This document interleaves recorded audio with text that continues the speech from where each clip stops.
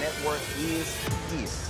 Oh, no punches! I'm real revolutionary right now. Support this man, Black Media. He makes sure that our stories are told.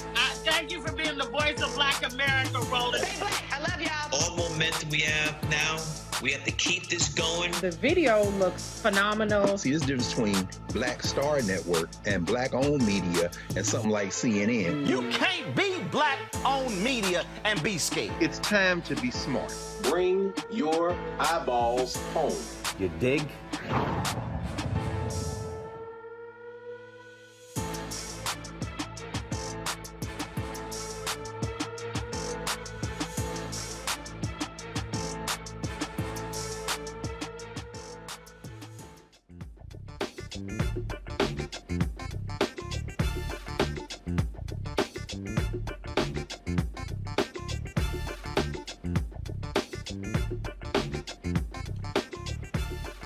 Today is Wednesday, May 4th, 2022. Coming up on Roland Martin Unfiltered, streaming live on the Black Star Network.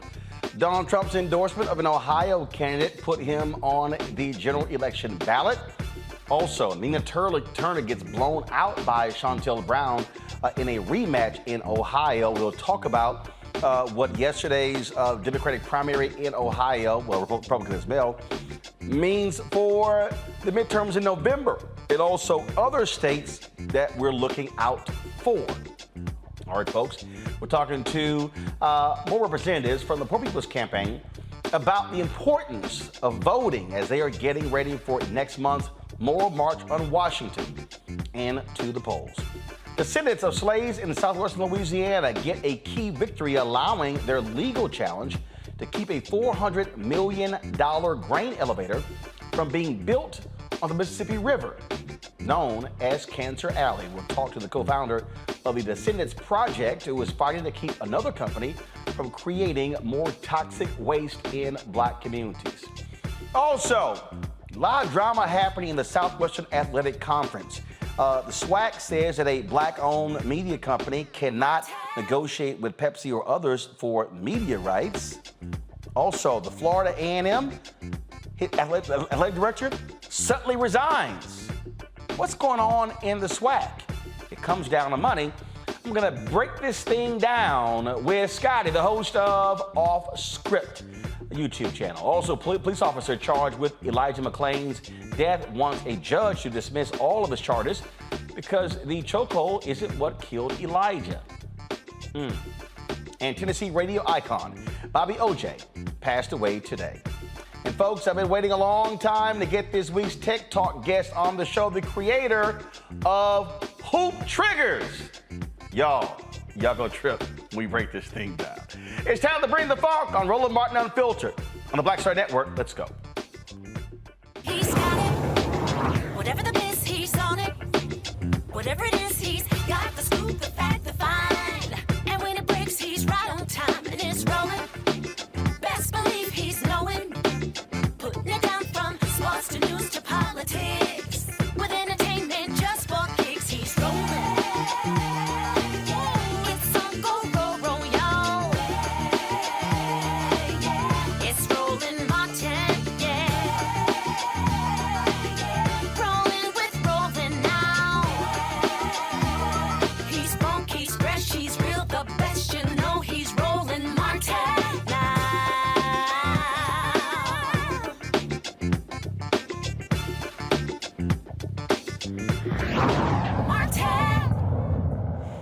All right, folks, midterm elections are upon us. Well, the primaries are, and some key races are already set. Last night in Ohio, venture capitalist J.D. Vance, he beat other Republicans to win the nomination there. He's going to be facing Congressman Tim Ryan to be the next United States Senator to replace the retiring Portman, Rob Portman in that particular state. Also, in the election, there was a rematch that took place as well in the state when it came to the race for Congress. Remember, Shontel Brown beat Nina Turner a few months ago by 6 points. Well, they just had a rematch, and she beat Turner by 27 points. Now, what's interesting here is that, of course, Trump he endorsed Vance, but it's not just his endorsement. Of course, you also had a billionaire who decided to pump $14 million into a political action committee that supported Vance as well. Now, Ohio is not, it used to be a purple state. It's pretty much a Republican state now in terms of how they've been doing there. Donald Trump took a lot of those white class workers, winning by 450,000 votes against Hillary Clinton in 2016. He beat Biden in Ohio as well.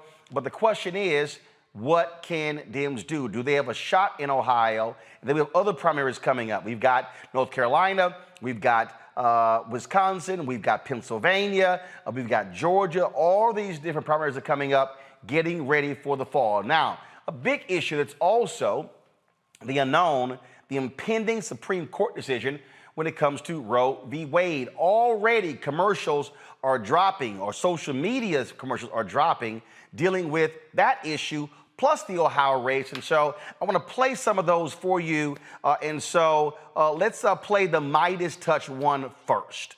This is the ad that they put together. So let's play it. I believe the Constitution protects the right to privacy, and I have no reason or agenda to prejudge the issue. Roe versus Wade is an important precedent of the Supreme Court. It was decided in 1973. It has been challenged on a number of occasions, and the Supreme Court has reaffirmed the decision. When a decision is challenged and it is reaffirmed, that strengthens its value. Roe versus Wade, decided in 1973, is a precedent of the United States Supreme Court. It has been reaffirmed, so a good judge will consider it as precedent of the United States Supreme Court, worthy as treatment of precedent like any other. As a judge, it is an important precedent of the Supreme Court. By it, I mean Roe v. Wade and Planned Parenthood versus Casey. Been reaffirmed many times. Casey is precedent on precedent. I do not believe that Brett Kavanaugh will overturn. Precedents are overturned all the time. They aren't overturned all the time. He views precedent not just as a legal doctrine, but as rooted in our Constitution. Neil Gorsuch, for whom you voted, don't you think he's probably going to vote to overturn Roe versus Wade if given the chance? I actually don't. Roe is not a super precedent because calls for its overruling have never ceased, but that doesn't mean that Roe should be overruled.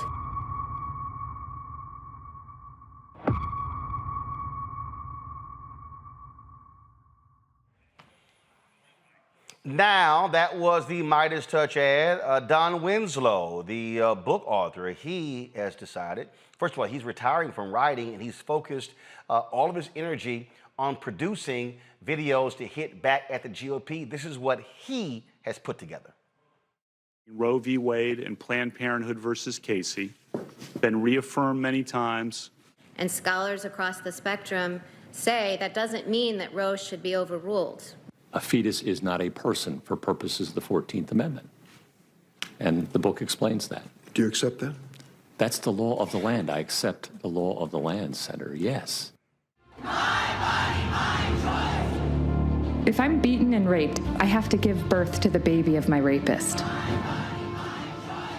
If I am raped by my father, brother, or uncle and get pregnant, I have to give birth to the baby of my family abuser.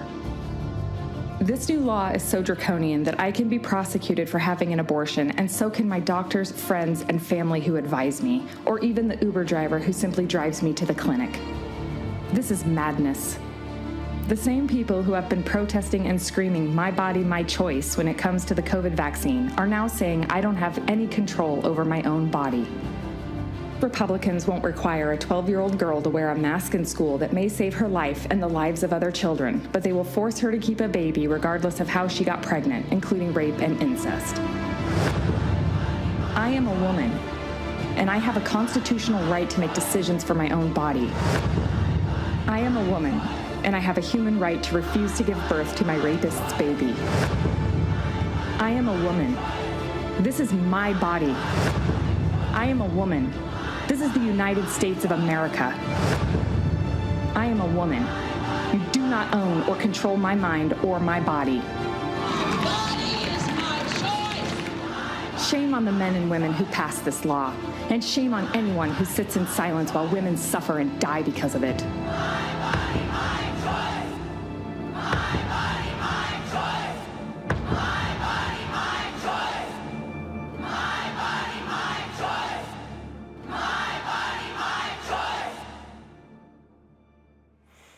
Now, those are, again, some of the videos that have already been put together when it comes to the issue of Roe v. Wade that is already circulating on social media. But I told you about what's also happening again in these campaigns, how Tim Ryan and the Democrats are not waiting at all when it comes to telling people the truth about their opponent, J.D. Vance. And so what is happening there as well. So I'm going to show you a commercial that Ryan's folks have already they put out last night that gives you a sense of the thinking of J.D. Vance. And so check this commercial out from Congressman Tim Ryan. People may not always agree with my rhetoric, but I think, unfortunately, our country's kind of a joke. J.D. Vance left Ohio for San Francisco to make millions and invest in companies that profit from globalization and free trade. He became a celebrity, CNN analyst, and a big hit at Washington cocktail parties. Now Vance says he feels out of place in Ohio, and he wants to represent you in the Senate? What a joke. I'm Tim Ryan, and I approve this message. Now, of course, Vance was one of those never Trumpers. And, you know, Trump said, oh, a lot of people said things about me when he endorsed him, but other people are saying, yeah, we're not going to quite let you guys forget what J.D. Vance had to say. I'm going to pull up in a second the Lincoln Project ad, so check this one out. The Lincoln Project salutes our fellow never Trump activist, J.D. Vance. He led the way in opposing Trump in 2016, even calling Trump our Hitler. J.D. Vance speculated that Trump might be America's Hitler. Trump is the fruit of the party's collective neglect. I go back and forth between thinking Trump is a cynical a-hole like Nixon or that he's America's Hitler. Are you a racist? J.D. joined John Kasich as the only major Republicans in Ohio to vote against Donald Trump in 2016, and he boldly told the truth about Trump voters. We are, whether we like it or not, the party of lower income, lower education white people. Trump is cultural heroin. Fellow Christians, everyone is watching us when we apologize for this man. J.D. Vance is a multimillionaire big tech banker with a degree from Yale, our kind of candidate. He gets it. J.D. Vance for Senate, the Lincoln Project candidate. Again, folks, you're already seeing in terms of how the framing is shaping up and what is going on here. But I am going to just show you, again, one more Lincoln Project ad before I go to my panel. Watch this.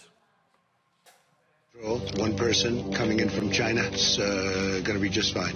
We have it very well under control. My administration will take all necessary steps to safeguard our citizens from this threat. A lot of people think that goes away in April. I think it's going to work out fine. We have it very much under control. We're very close to a vaccine. Because of all we've done, the risk to the American people remains very low. 15 within a couple of days is going to be down to close to zero. One day, it's like a miracle. It will disappear. And this is their new hoax. Unfortunately, one person passed away overnight. You take a solid flu vaccine, you don't think that would have an impact or much of an impact on corona? Anybody that needs a test gets a test. It will go away, just stay calm. I don't take responsibility at all. It's something that we have tremendous control over. We're not going to let the cure be worse than the problem. I hope we can do this by Easter. The CDC is advising the use of non-medical cloth face covering, so it's voluntary. You don't have to do it. Just minutes after a Fox News report on the demonstrations, the president began tweeting, "Liberate Minnesota, liberate Michigan, and liberate Virginia." And I see the disinfectant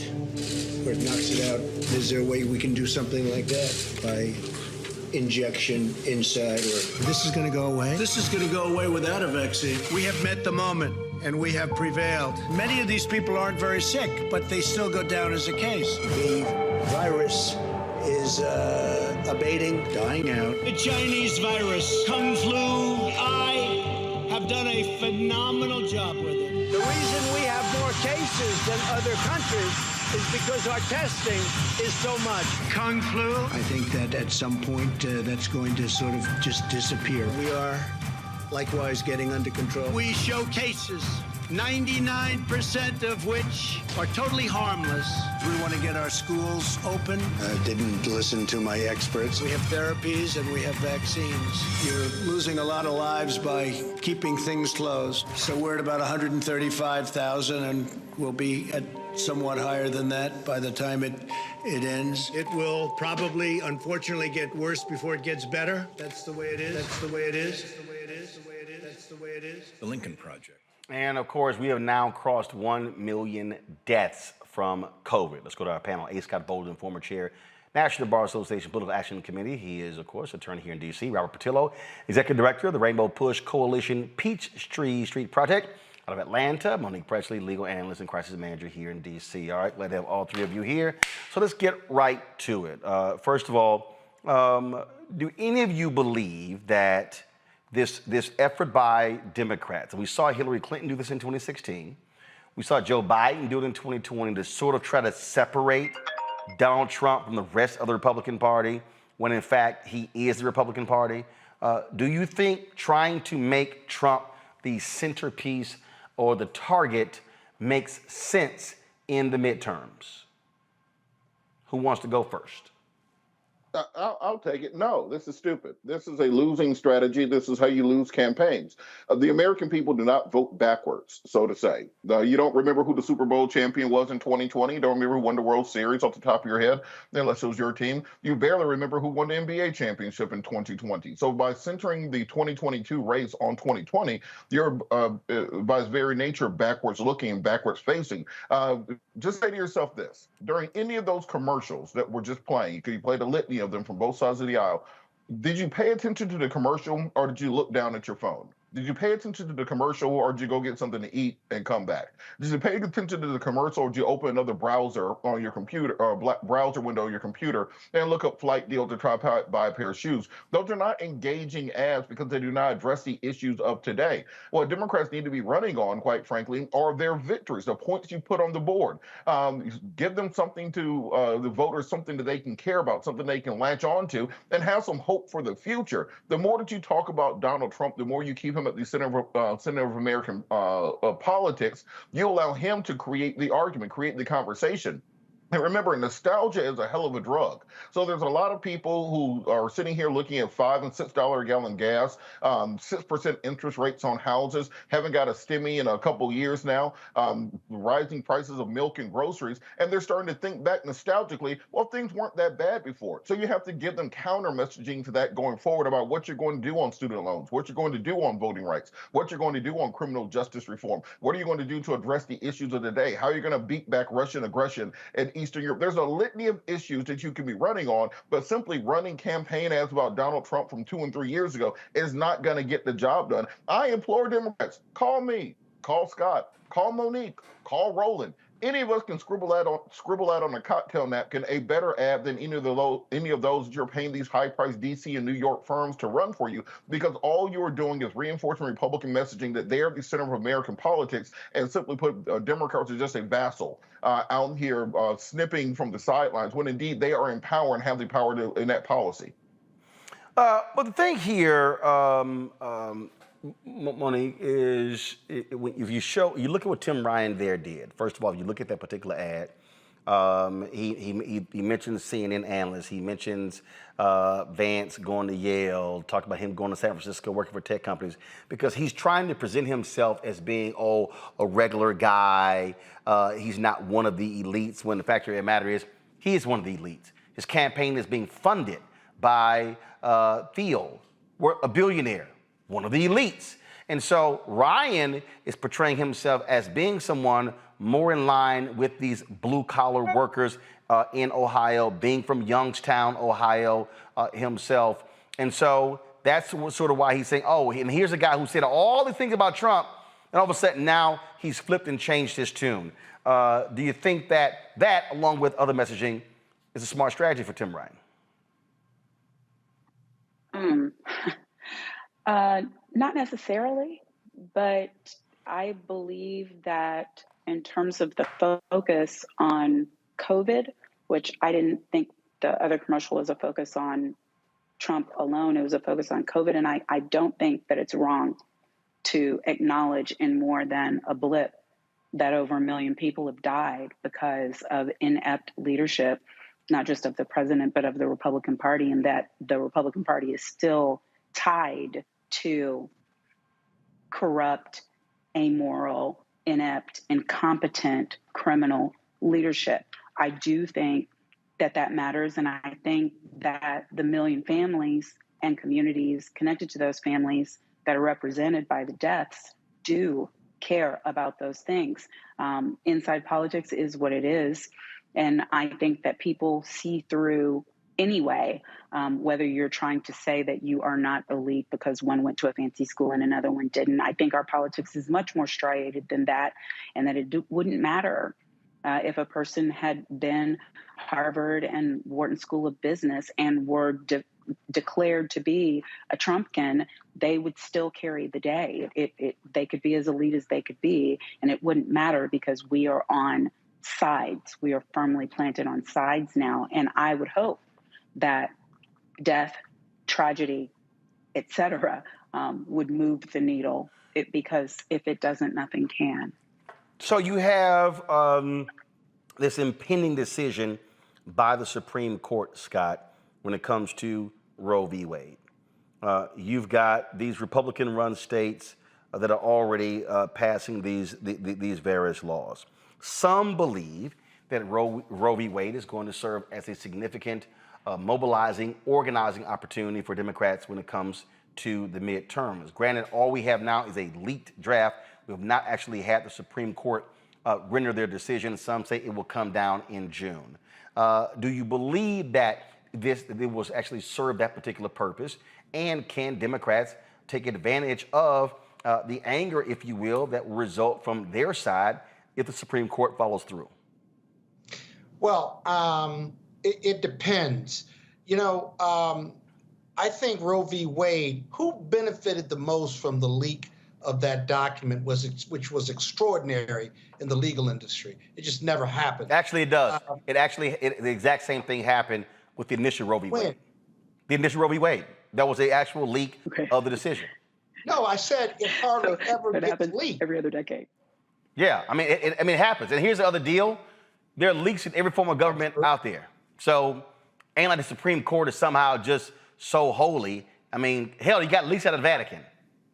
Well, I don't know how often it gets leaked, but in my lifetime, I've never seen a draft signed by 5 people that was leaked while it was circulating within the Supreme Court. Things get leaked all the time in Washington, but it is the holy grail, if you will, and the commitment of those lawyers, and they're all lawyers there working on the Supreme Court. I do think that's extraordinary. It begs the question as to who benefits most. The Democrats are going to be mobilized now because they see the writing on the wall. The Republicans are going to be mobilized because they see hope on the wall. But again, I don't think that changes anything until the vote, until the actual opinion comes out, because that draft goes through a lot of changes. I do think this: if Roe v. Wade is not reversed when they've got the votes, it'll be something close to it, whereby they just allow the states to rule the way the states want to rule, and they delegate it to the states and stuff. And that's the end of Roe v. Wade anyway. But I think the Democrats, as I've often said, aren't going to lose the midterms because of an energized Republican base. They're going to lose because their base isn't energized, because they haven't delivered on the political promises to their base. Sure, a lot of women will be up in arms and fighting for the elections and the midterms, but the Congress won't have anything to do and can't change anything, at least not before this decision comes down. What they can do is overrule it, and whoever wins Congress is going to be in control of that. And I just don't think the Dems have done enough to energize their base to win the midterms in 2022.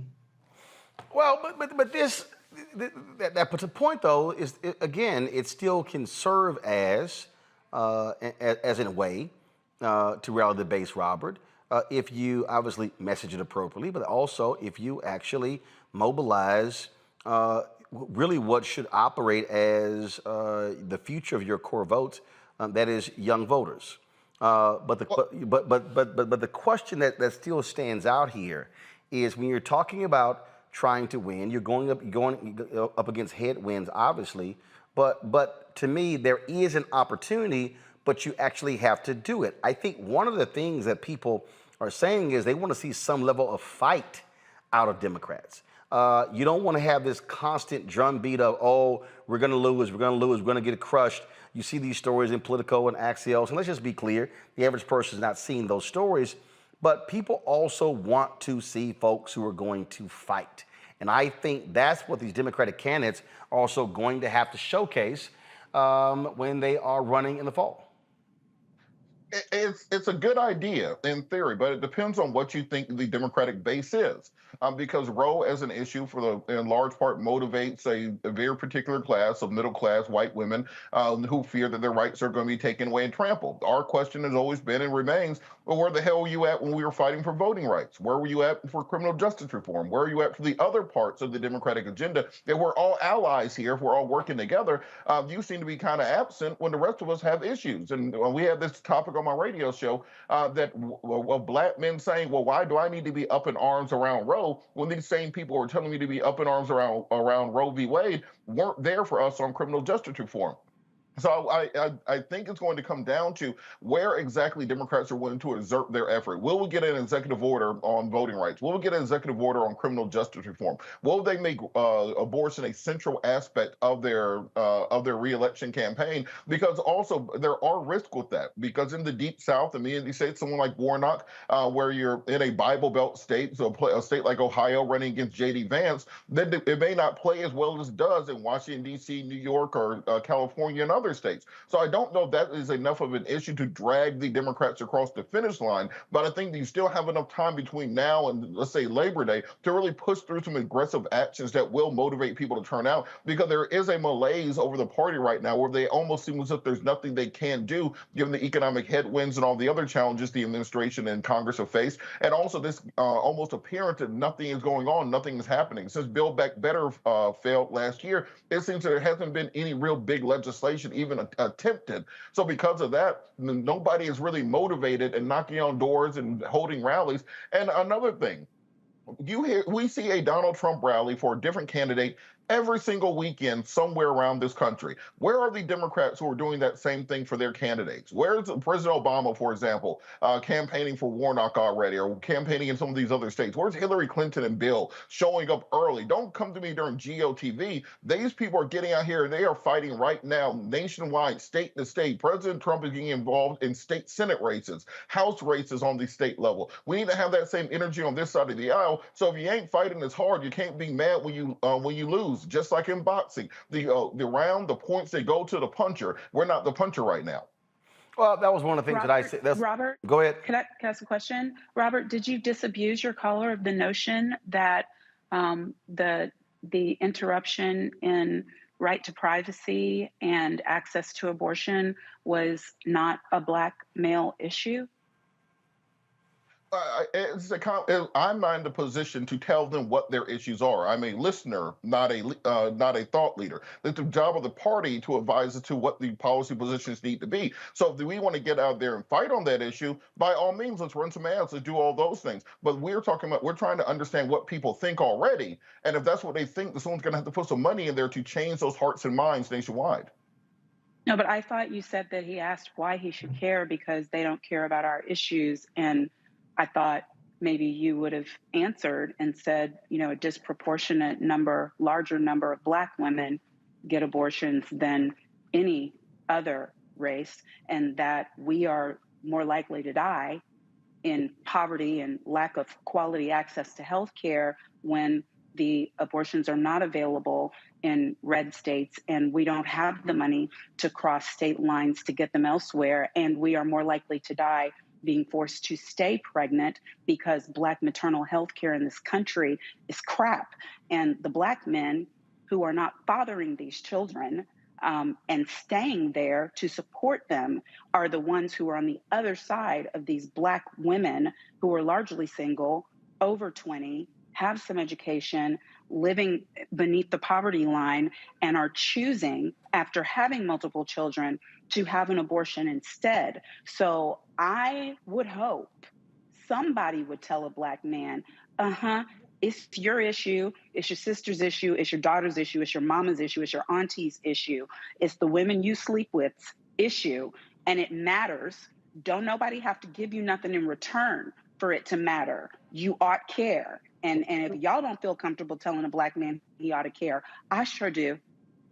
Yeah, well, how can you paint such a broad brush against Black manhood and malehood by saying I'm just giving you numbers. I'm not painting a broad brush. I respect the Black men who are on this show, and I'm sure that Scott, hold on. Scott, hold on. Monique, Scott, hold on.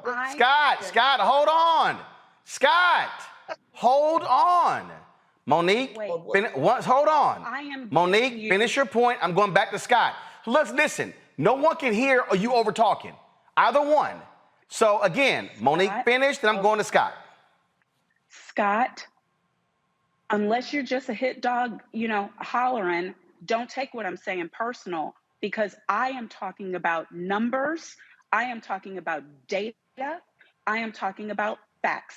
The women who get the majority of the abortions in this country. We are disproportionately represented. Black women. When I said we, I didn't say it because I'm one of the ones doing it. I'm 51 with 3 children. I'm not having any more, and I haven't been pregnant for almost 17 years, over 17 years. I'm saying we because I'm a Black woman, and it's an issue I care about as a Black woman because I got a Black daughter, I got Black sisters, I got Black cousins, and I know that the people who do it, I can send you the Washington Post data, I can send you the World Review population data, I can send you what was just released in The Guardian. These are all 2021, 2022 numbers.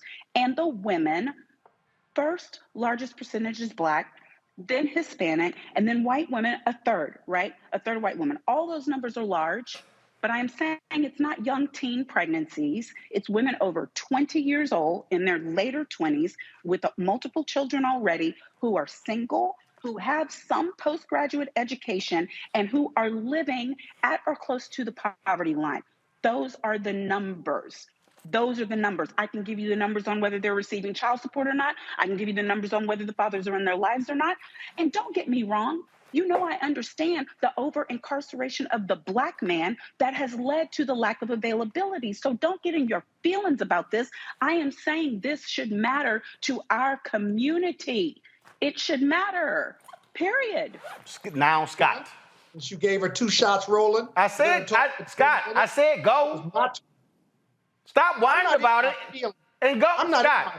Scott, don't whine about it. Go. I'm not in my feelings. I take exception to what you said. And part of what you said was that Black men were impregnating Black women and leaving them to fend for themselves. And I think it's fundamentally unfair and offensive for you to paint a broad brush against all Black men. You're not having abortions. You got kids. I'm not having abortions. I got kids. But you cannot paint that brush. Monique, hold on. Monique, hold on. Of course, you're not going to let me finish. Scott, I said you're going to finish. You interrupted her, so I got this. Go.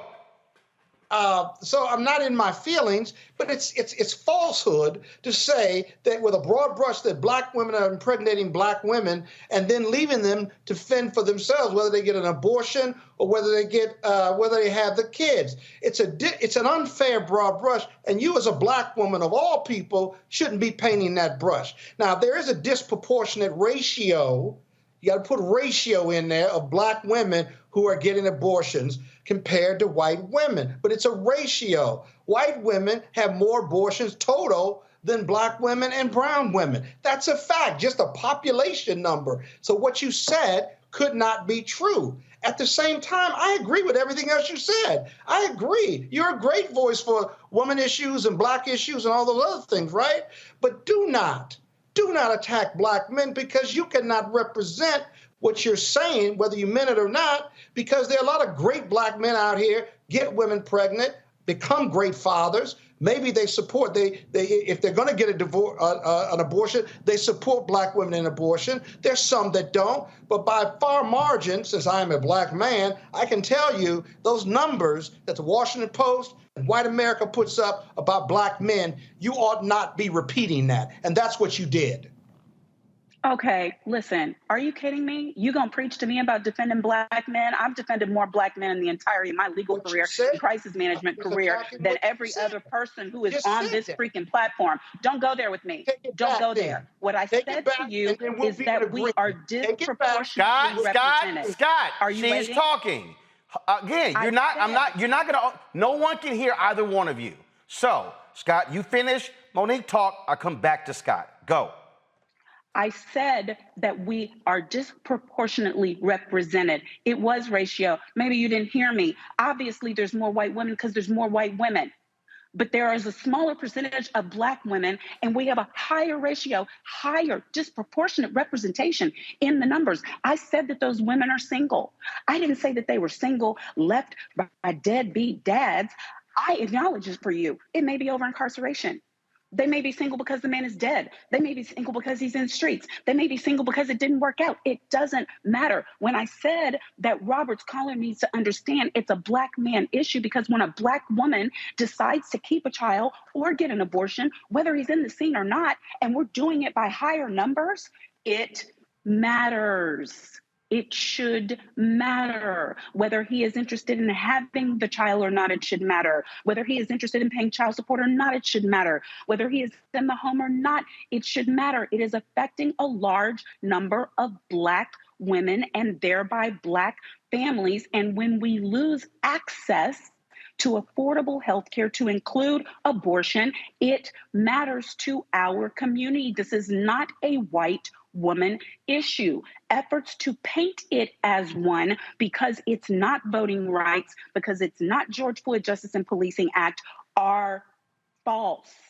They are in error. We are dying. We are going to die in higher numbers if we do not have safe access to medical care to make decisions for our bodies. And then you know what they're going to do? We're going to have the babies, and they're going to turn around and call us welfare moms. And they're not going to want to pay for WIC programs.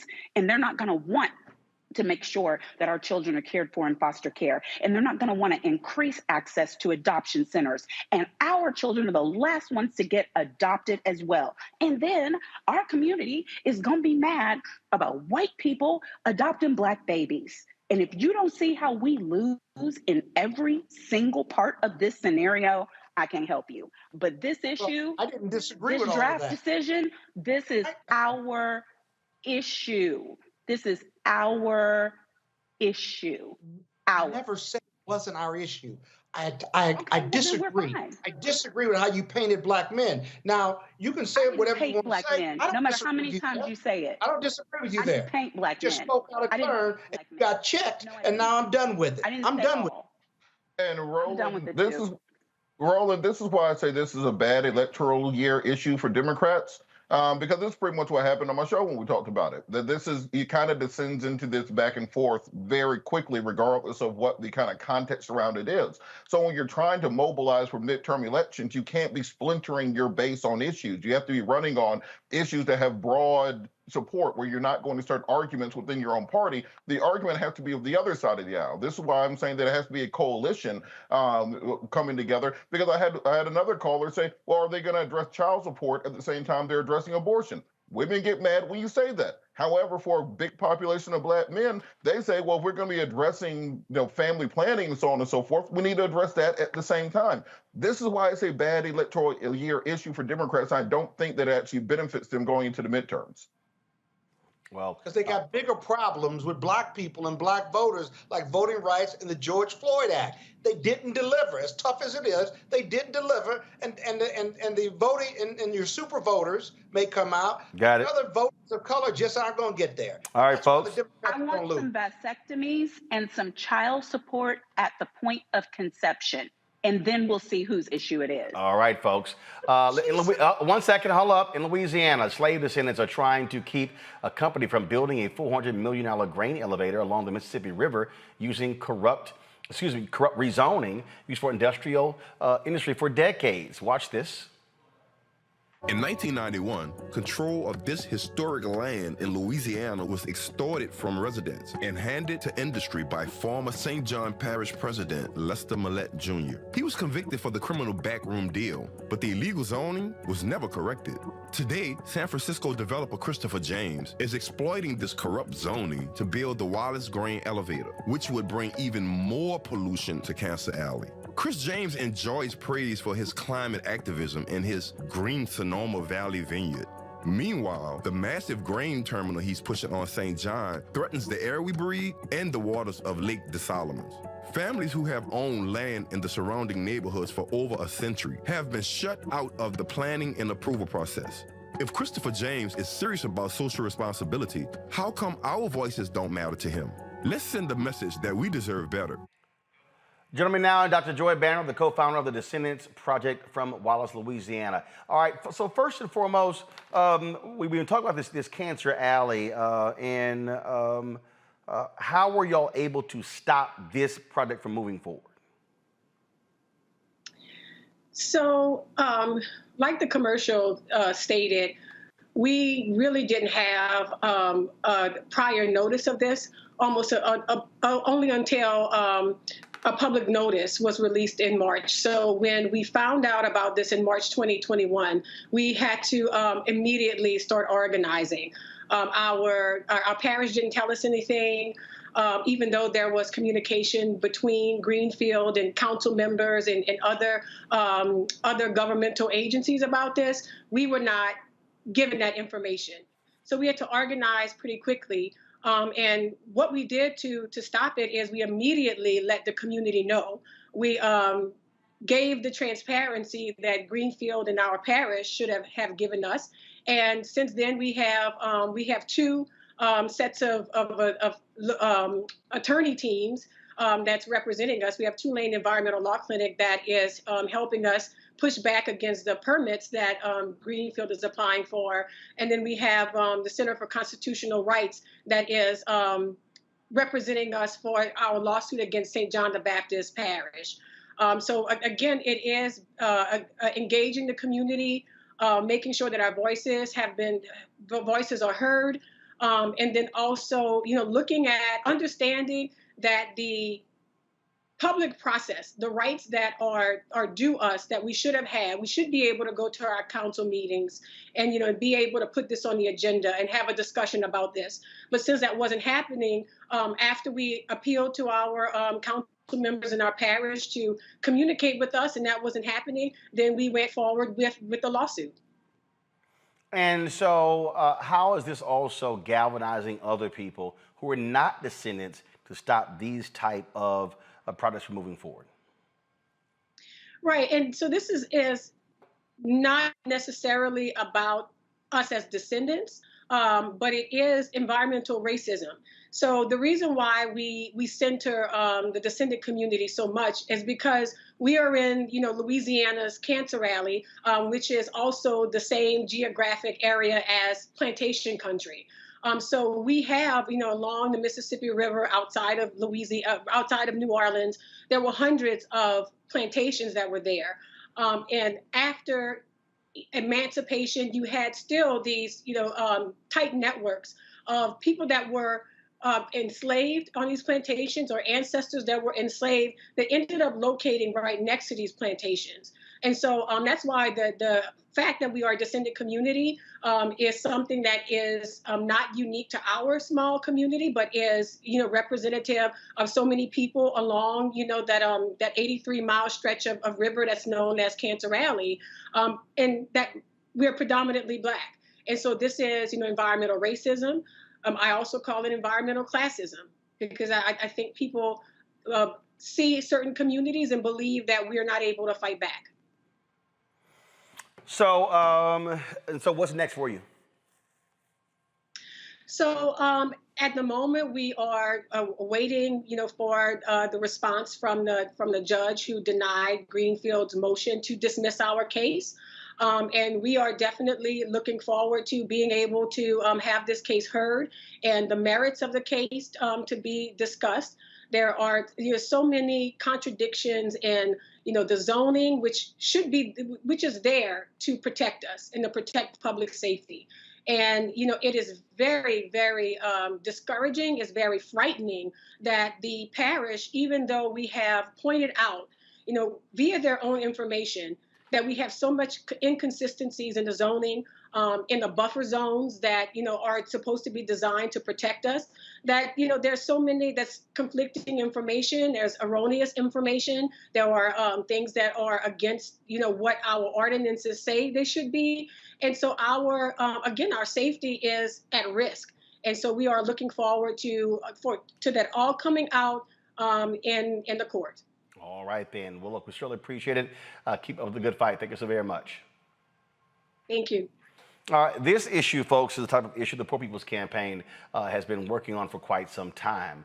In fact, Reverend William Barber and others have actually been there to Louisiana's Cancer Alley dealing with this issue. On June 18th, the Poor People's Campaign and low-wage workers are going to actually be in D.C. for their Moral March, addressing this issue and so many others. Joining us now is a member of the Apache Stronghold community fighting to protect their holy land. And also joining us is Reverend Liz Theo-Harris, co-convener of the Poor People's Campaign. So I want to thank both of you here. Is Vanessa Nosey? Vanessa Nosey, glad to have you here, Vanessa. Yes. And Reverend Liz Theo-Harris, glad to have you as well. Vanessa, what you just heard there is similar to the battle that y'all are engaged in and others, that like here you are fighting and battling, and you're not getting lots of media attention. You're not getting lots of broad coverage, but these things still matter to affected people. Yes, definitely. The indigenous people here being the first people of this nation, and yet have been disregarded on their spirituality, and also being at the forefront fighting for the environmental injustice that is going to affect everyone as a whole, no matter what race you are or what religion you believe in. And Liz, again, when we talk about what's happening there in Louisiana's Cancer Alley, was happening on these various reservations. Here are people, MSNBC, ABC, NBC, CBS, these networks, they're not there. They're not actually covering these stories on a daily basis, so it's hard to gain traction. And so you need to have mobilized and organized forces like the Poor People's Campaign to be able to raise these issues to the national consciousness. No, that's exactly right. I mean, and you have powerful heroes and heroines, fighting these battles, whether it's in Oak Flat with the Apache Stronghold or whether it's Rise Up St. James in Cancer Alley, and these amazing, grassroots efforts of people impacted who, are declaring that victory is going to be mine, and keeping on organizing, keeping on coming back, and these especially powerful women leaders, but poor and impacted folk, making sure that the nation and the world pays attention to the pain, but also the power coming out of these communities. Indeed. And Vanessa, when you talk about this battle that y'all are in, how long have you been waging this battle? Well, for me, as an Indigenous person, I was raised that we've been fighting this from the first breath we take. We are people that weren't supposed to survive. We're supposed to be extinct. And so our battle has continued from the day that we've been born. And with the Resolution Copper and the Oak Flat issue, we've been fighting that for over 20 years.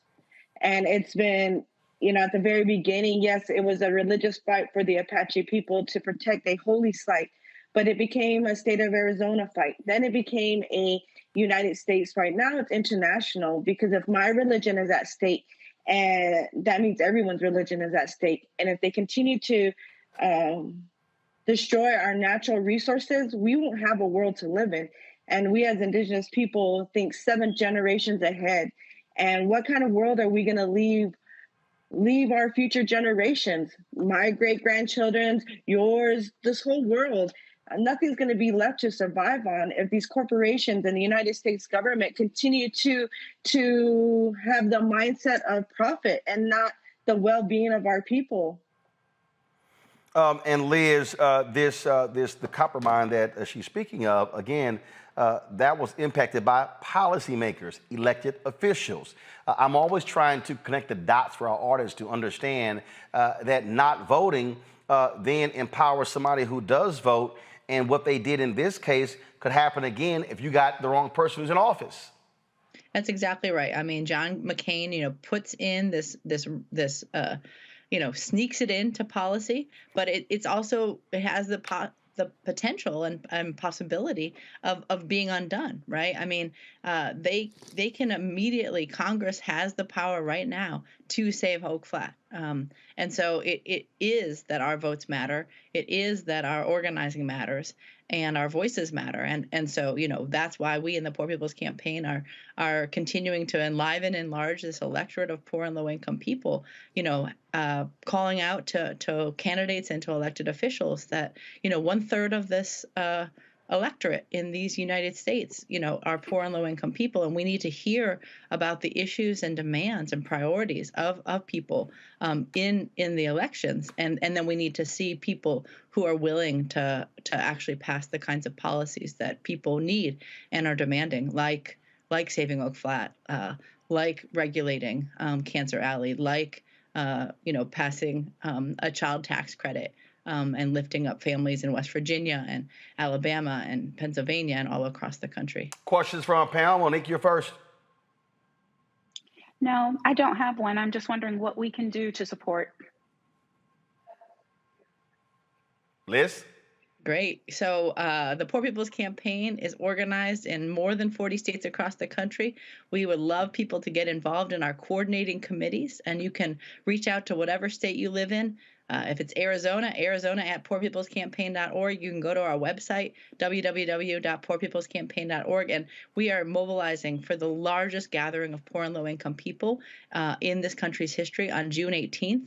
And so we need everybody to come out to Washington, D.C. for a mass Poor People and Low-Wage Workers Assembly, a moral march on Washington and to the polls. And that's going to be, gathering in Washington, D.C. on Pennsylvania Avenue at 9 a.m. Eastern time, and the event will start at 10 a.m. and it's going to be powerful, and we need to hear and see people with us there. Scott? Yeah, good evening. Marches are super important. They're game changers in the social, political, and economic movement. But I've always believed that the showing of a strong march and a strong presence should lead to the follow-up and the real hard work that comes after that. Once you do this march, let's say you have 1 million people show up at the march, powerful speeches, the political arena, Republican and Democrats, not only see and hear you, but what happens next? What is the work that needs to be done post-march to really make this not only effective, but deliver the results that America needs to service or serve those 140 million people who are either low income or have low wages? Vanessa first, then Liz. Vanessa? Well, one, it's, to talk about for Indigenous people, and I think it's a part of healing for all people, is to talk about the deceit on how America was founded.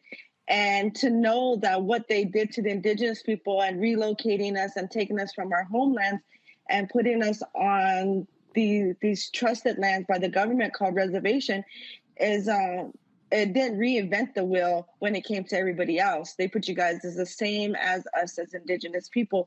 For those that are low wage, that are suffering all these injustice, they're doing the same thing to you guys that they did to the Indigenous people so many years ago, centuries ago.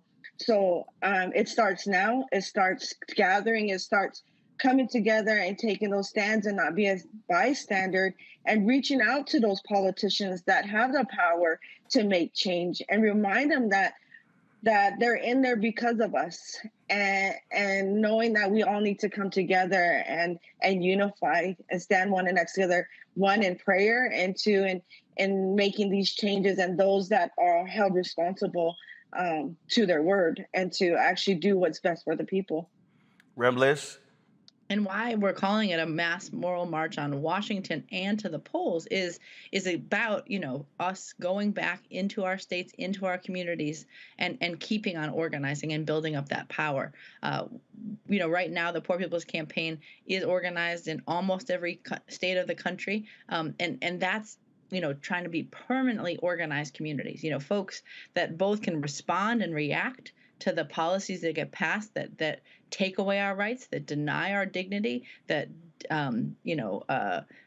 try to take away our health care or wages, but also so that we can be organized and unified and coming together across all the lines that divide us to be able to demand, all of the priorities of people, that 140 million and all the different groupings that make up that group. And so that the whole idea of a moral march on Washington is then to go back. And if we listen to, the words of Dr. King from the March on Washington in 1963, we often, just pay attention to the stage and even to the crowd. But the message there was go back, go back to Mississippi, go back to Alabama, go back to Arizona. And that's exactly what's happening. We're going to be nationalizing these state-based movements and keeping on pushing from the ground up. Robert. Thank you. I would love to connect with you guys after this and see what we can do together to coordinate on these issues. I'm from Columbus, Georgia. The reason I mention that is Columbus is located in Muskogee County. Our high school mascot was the Kendrick Cherokees. Our baseball team was the Columbus Red Sticks. Anyone who knows American history knows that it's ground zero for the Trail of Tears. America has a long and sordid history of the destruction of the indigenous people of this country, which continues until this day.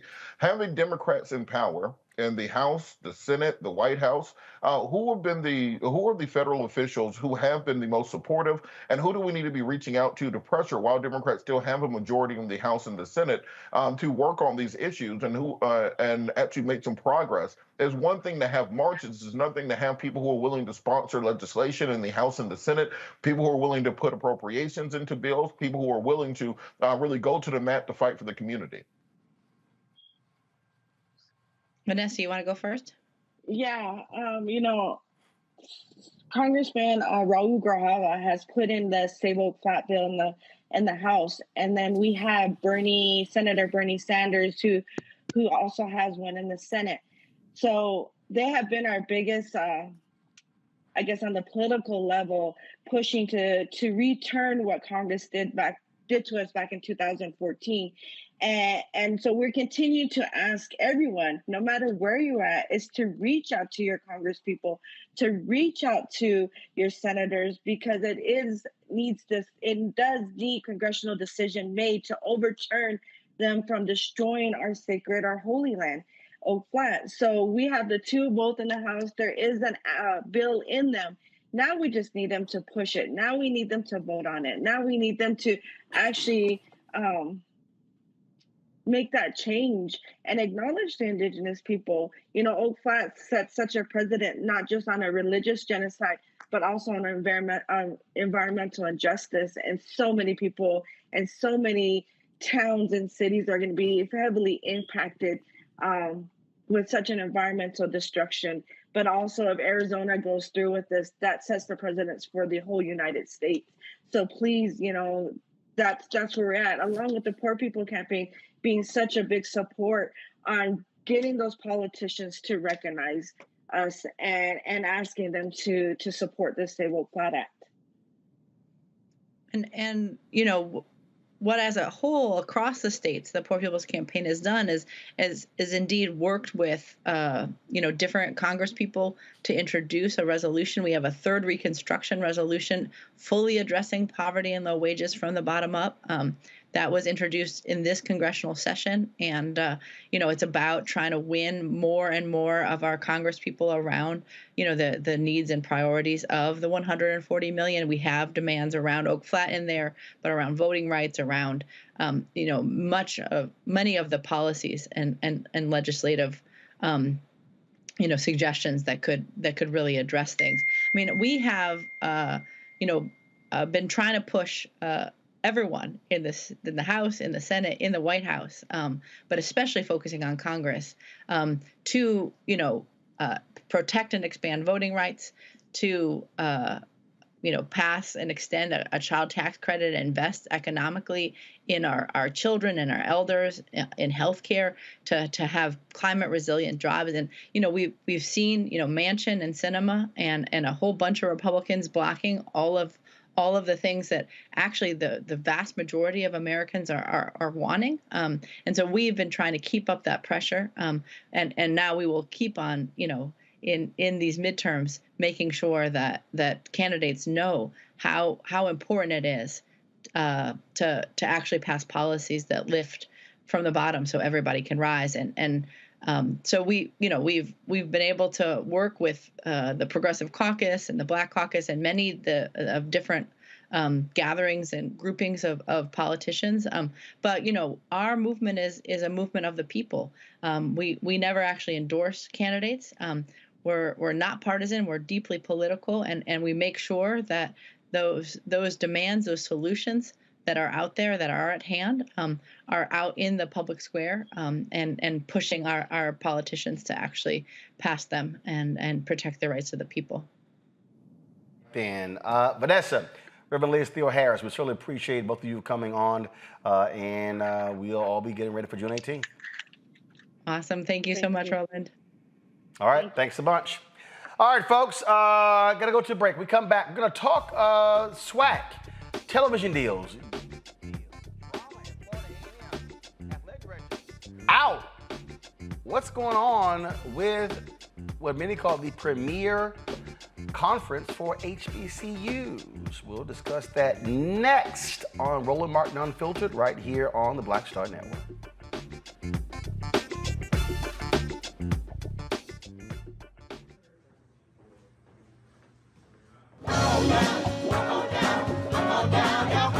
We welcome you to the launch of the Mass Poor People's Low Wage Assembly and Moral March on Washington, D.C., June 18, 2022. We are a new, unsettling force, and we are powerful. New, unsettling force, and we are here.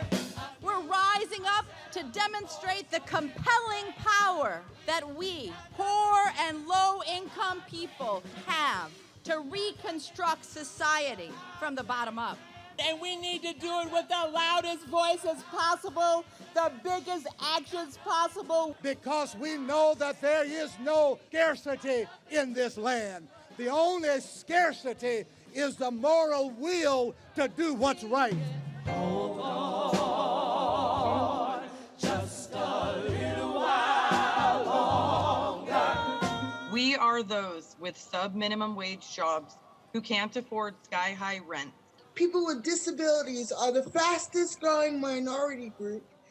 It's crazy to me that in 2021, it's still legal for workplaces to pay a sub-minimum wage to people with disabilities. There are still so much trial and tribulations that we go through as Indigenous people. We can't get a decent wage to sustain ourselves, nor can we get adequate housing. Veterans across this nation say enough is enough. We can't pat essential workers on the back on one day and then cut their health care the next day. Health is a political choice. What more do I need to do to prove that my voice is just as valuable as anyone else's? There are still forces in denial that would try to slow walk our transition to a clean economy and a just future for us all. We have an immoral system run by immoral people. But together we walk, and we walk and we fight. It's time for a change! Reconstruyamos esta gran nación! See, we are people of resilience. As we fight these interlocking injustices together. When we work together, mobilize together, and rise together, we become a voice for the voiceless, and we become an agent of change in a time where great change is needed. We need the third reconstruction to ensure that deaf people, people with disabilities, and all people can have the right to live and to thrive.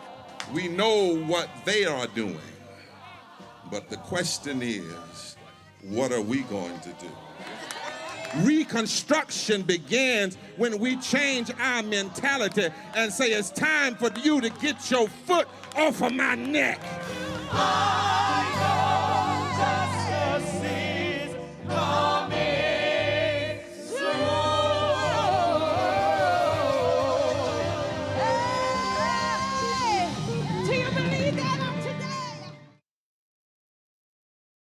So do me a favor and think for 1 second about your mother. What comes to mind? Probably too many things to comprehend right now. Our moms, whether they're with us or not, are still probably the most impactful person in our lives. On the next A Balanced Life with Dr. Jackie, a tribute to our mothers. You won't want to miss it here on Black Star Network. Hey, I'm Deion Cole from Blackish. Hey, I'm Arnez J. Black TV does matter, dang it. Hey, what's up, y'all? It's your boy Jacob Lattimore, and you're now watching Roland Martin right now. Stay woke.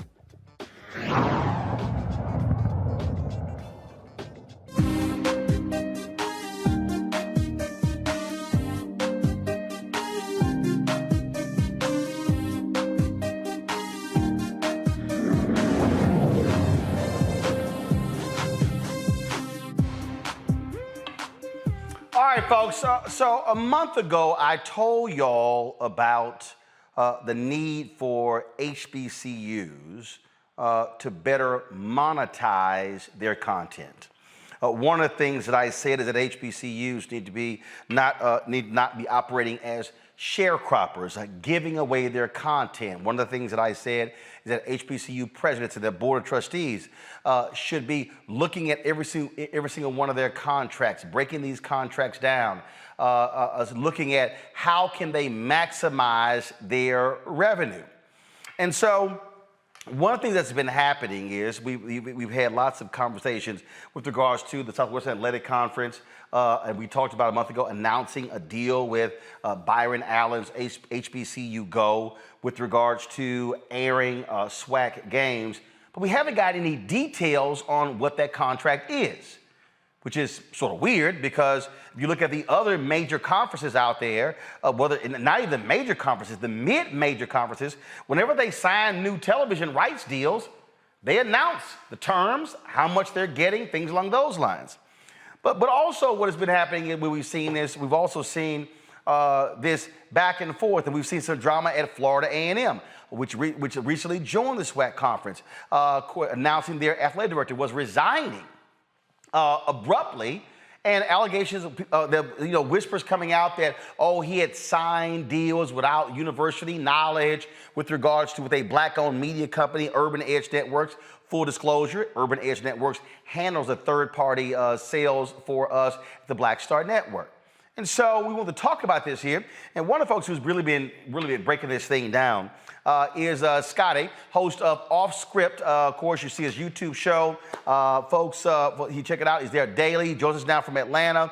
And Scotty, this has really been an interesting conversation back and forth because when it was announced that Urban Edge had launched this digital channel with Grambling, gave them their own channel on their app, HBCU League Pass Plus, and they were doing the exact same thing with Florida A&M, then the SWAC, the commissioner, came out and said that they couldn't do that. They couldn't do any of these things along those lines. You've been talking about this for quite some time as well. So just share with us just what jumps out at you on this whole back and forth with Urban Edge Networks, but then Byron Allen's HBCU Go, and then saying who can and cannot do what when the SWAC's own rules don't necessarily preclude that. Appreciate you for having me on, Mr. Martin.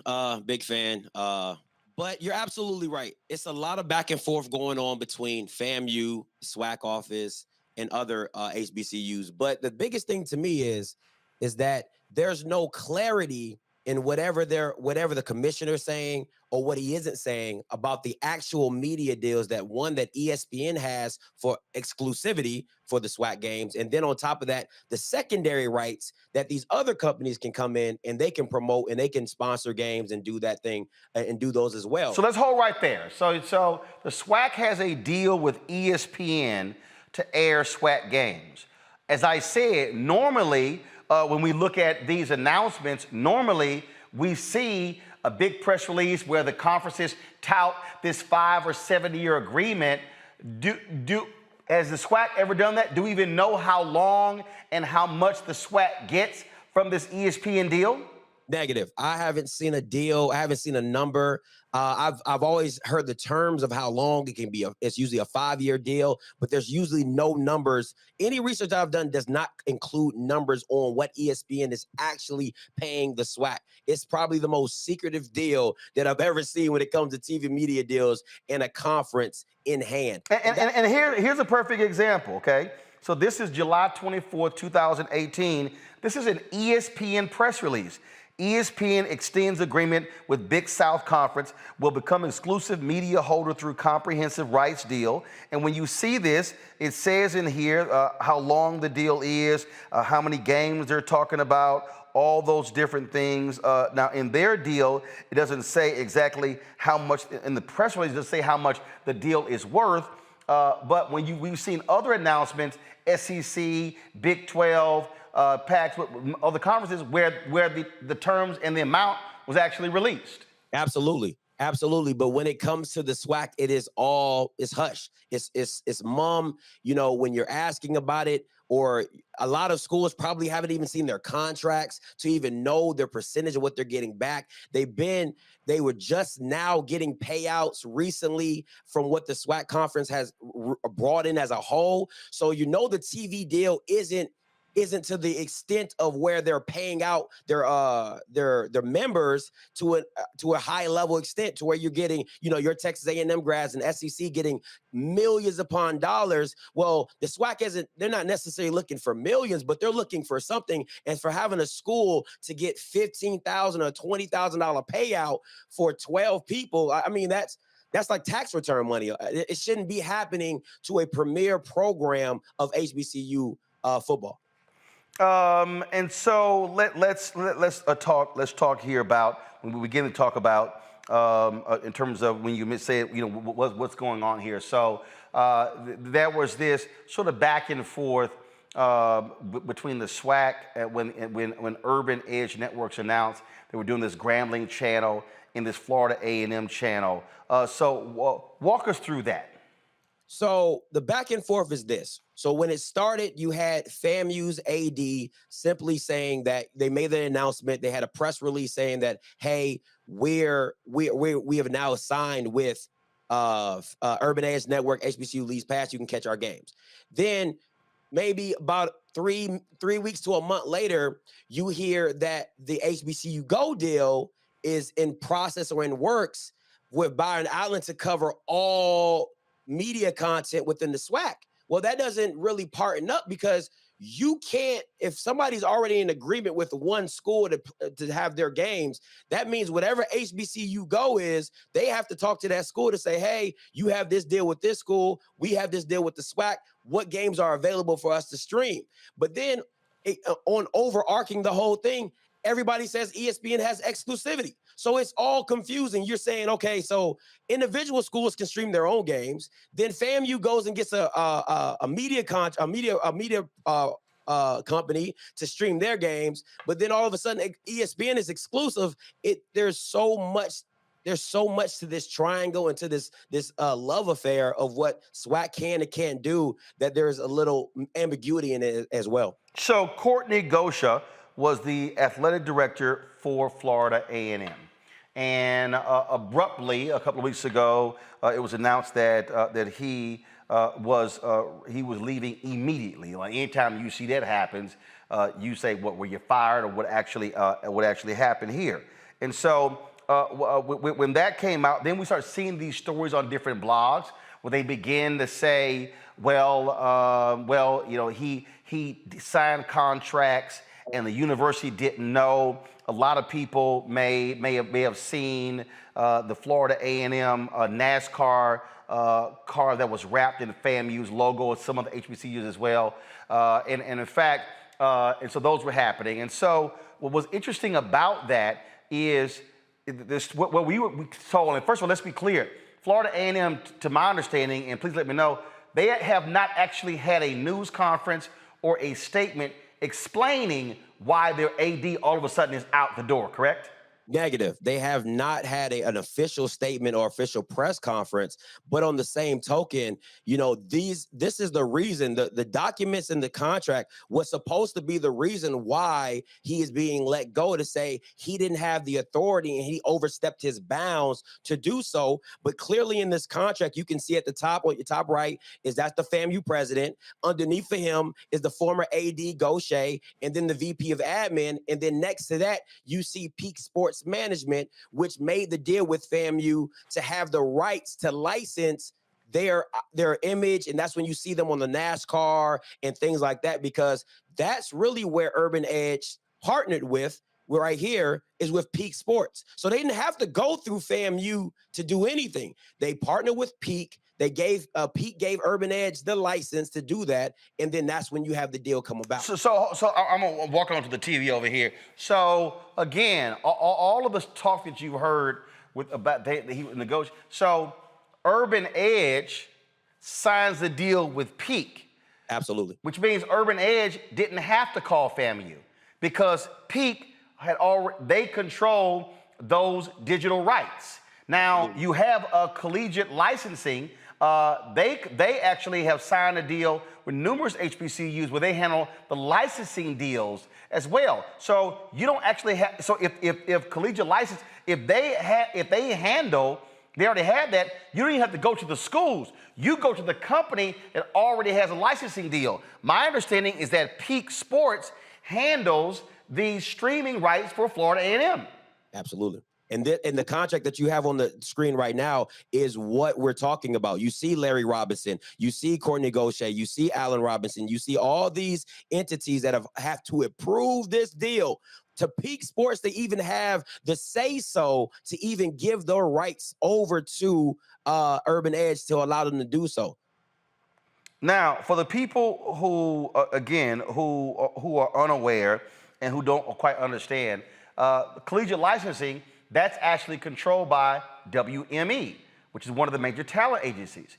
And every single one of these HBCUs pays them, based upon my reporting, $6,800 a month for licensing. Well, the question is, how much are these HBCUs getting back? Meaning, when you see your HBCU on a cup, on that NASCAR, when you see them on all sorts, that's licensing fees. And so what I have been saying again, a month ago to these HBCU presidents and the boards, you should be asking, if you're Florida A&M, you should be asking Peak Sports, how much money are y'all generating for us when it comes to the deals that you're supposed to be negotiating? Who are you talking to?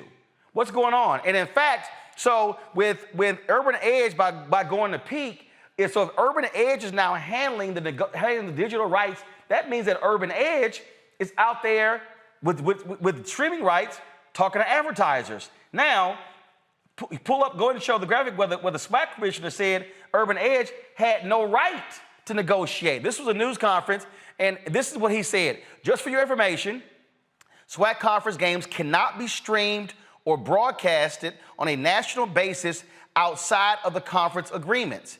In addition, member institutions cannot grant permission to other entities to broadcast games either linear or digitally on a national basis. All conference games are restricted and can only be negotiated by the conference office. That was reported by HBCU Game Day. But that's not correct, is it? That's definitely not, because neither the SWAC bylaws gives the commissioner full autonomy in doing that. There's nothing in the SWAC bylaws, and I did a show about it earlier, that says that he has full autonomy to do this at the SWAC office. Now, they can consult with him, absolutely, but there is no individual deal that says he is the first and say so. And then anything in the SWAC bylaws that says they have to give any deal that is done individually by schools, they have to give 40% back to the school anyway. So if Urban Edge or... No, to the conference. The school keeps 60, the conference gets 40. Absolutely. So the conference gets 40%, the school keeps 60. So even if so any school that does a great deal for themselves, they have to give the conference 40%. In fact, here it is. Here it is right here. Go to my iPad.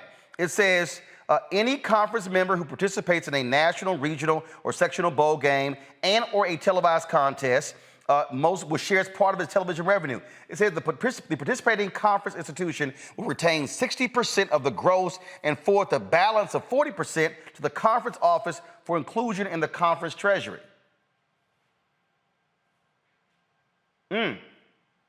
That's sort of confusing there, Scotty.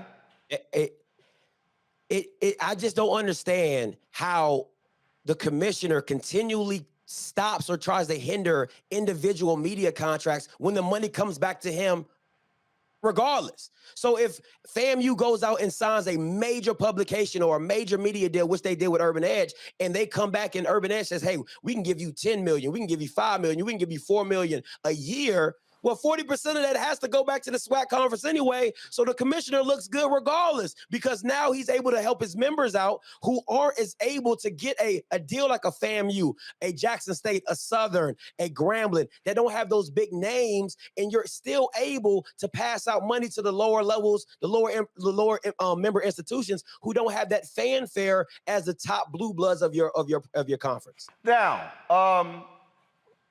isn't there a company that handles the streaming rights for Southern University?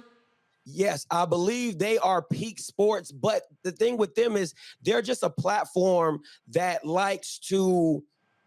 They're just a platform that just holds it for them. They don't really do. Ooh, that's wrong. Sorry, guys. They're just a platform that does it from what it is and what it's not. So they just hold it. They don't really stream it for them. So this is why, and I'm gonna pull the panel in because I got 3 lawyers, so I'm sure they've got some lawyerly questions here. But what jumps out at me is, so when you pull up the statement from the SWAC commissioner about games being broadcast where they can't be broadcast. All right, there you go. Now, he said conference games cannot be streamed or broadcast on a national basis outside of the conference agreements. But that's not true, because you can literally go right now and see SWAC games on YouTube, on Facebook. Those are national platforms. Absolutely. And so if the individual institutions, and here's the other deal. So based upon this statement, what this says is that the schools don't have any right to negotiate the second window when right now Southern has their game streamed with an outside entity. Florida A&M as well. It goes deeper than that, Mr. And in fact, just add one more. The Texas Longhorns, when they were in the Big 12, they had a deal with the Big 12, but they were able to negotiate their own network with ESPN outside of the football games, which meant that they put all their other sports on the Texas Longhorn network that had nothing to do with the Big 12 contract. Football television contract. Absolutely. So now you're getting into the nuances of what everybody's trying to say, like what you can and can't do. Well, Alcorn is showing their games on their website. Mississippi Valley, they put their games on YouTube. Alabama State, they put their games on YouTube because ESPN is not broadcasting all their games. So there are secondary rights that are just out there that the schools are already doing in place. I believe the only reason that there's no big issue about it is because they're not getting a very deep amount of money. They're not getting a uber amount of money to have their games on YouTube. They're not getting an uber amount of games to have their games on their own networks, on their own TV, on their own school networks and school shows. So you're kind of in a catch-22 when you're saying, okay, I can only control everything, but then when you look out into the masses, you're not controlling anything. I'm gonna bring in Monique, Robert, and Scott here, and this comes down to me, Robert, about the money. And what I keep arguing, what I keep saying, what I have been saying to the various HBCUs, to presidents, they should be looking over every single contract and saying, who are we giving our rights to? Who's controlling our likeness? How much are we making? The SWAC commissioner announced last year was the first time they actually had disbursement. They had been losing money. Here's my whole deal. if you have opportunities to actually, if you're the university, to take your content and to create your own channel, and then, perfect example, when I went to Grambling, Robert, Grambling has a channel on HBCU League Pack Plus. Guess what? Grambling should have been carrying my speech on their channel. They should be looking at everything on their campus as content. That's what they should be doing. Robert, go ahead.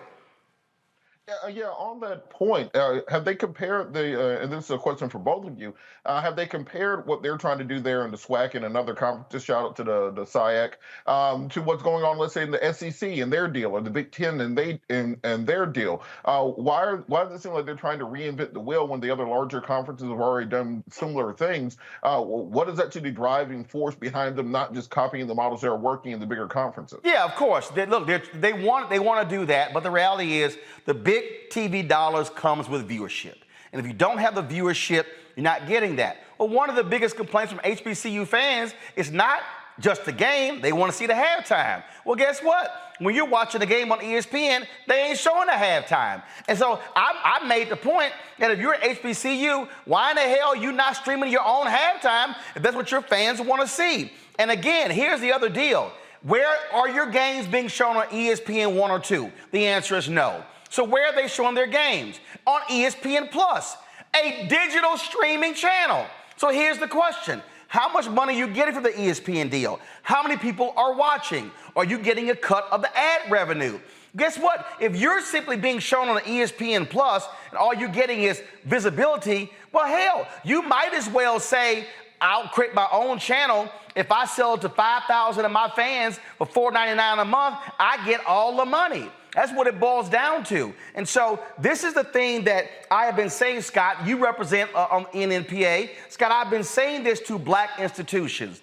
We have got to begin to operate differently. We often talk about how we don't have this, we don't have that. But Scott, part of this deal also is our black institutions are not negotiating properly when it comes to the value of our content. And then if somebody offers us small money, it's like, well, that's all we can get. No, you can get more. So that's why I said, in terms of, okay, I don't know what the Byron Allen deal is with HBCU Go. Okay, is it $1 million a year? Well, guess what? If it's $1 million a year, listen to it, if it's $1 million a year, you got, what, 12 SWAC schools, Scotty?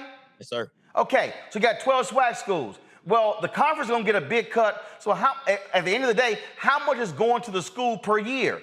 What, $60,000, $70,000, $80,000 per school? That ain't a lot of money. And so what? You're saying that they're going to show all of the SWAC games? You're giving all your content away? Again, it sort of boggles the mind. I just keep saying we've got to be smarter when it comes to how we monetize blackness. Scott, go ahead. Well, it's a little bit more complicated than that. I've listened to this conversation. No, it ain't that complicated. Yeah, it really is. It really isn't. Yeah, it really is, Roland. So, for example, knowing your value. I agree with you that institutions, black institutions, have to know their value. But what's the review? What's the relevant review of your value is viewership and whether people are willing to pay or not. Only in terms of televising games. I'm speaking, when I say value, I'm speaking of games, I'm speaking of licensing, I'm speaking of revenue that you're generating when it comes to your name and likeness. I'm saying review all of that because based upon my conversations with various HBCUs, a lot of them don't even know who the hell representing them. Okay, well, you're right. I don't disagree that they need to be looking at all of that. But at the same time, knowing your value and your viewership, are you arguing that we're not looking at it, or are you arguing that we're not valuing our goodwill and our product enough to be paid a market value? I'm saying both.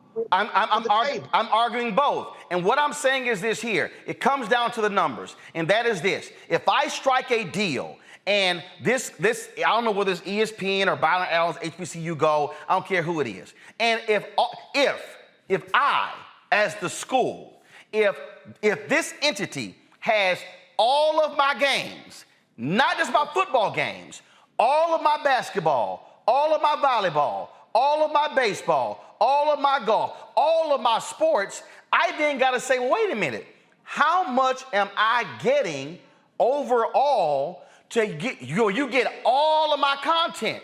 And I'm saying this here: if I'm getting the school $75,000 or $80,000 for all of that, hell, I should be able to go out and create my own channel and make 100, 150 grand, 200 grand my damn self. But maybe your market value doesn't have a return mark at 80,000 or 200,000. Actually, it does, Scott. Scott, all it takes is this, Scott. Know that? Scott, I do. Scott, I do know it. Scott, I do know it. Scott, baseball game. Scott, this is very simple, Scott. If I created, no, Scott, follow me here. No, Scott, I just want you to see the numbers, Scott, because see, that's what it boils down to.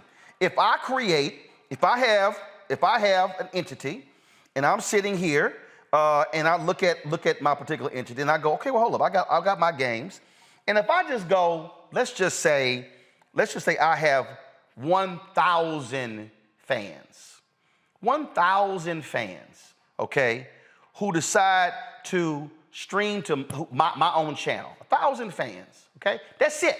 Out of my entire base, if those 1,000 fans say, I want to see Grambling content, Florida A&M content, everything for $5 a month, I'm making 60 grand.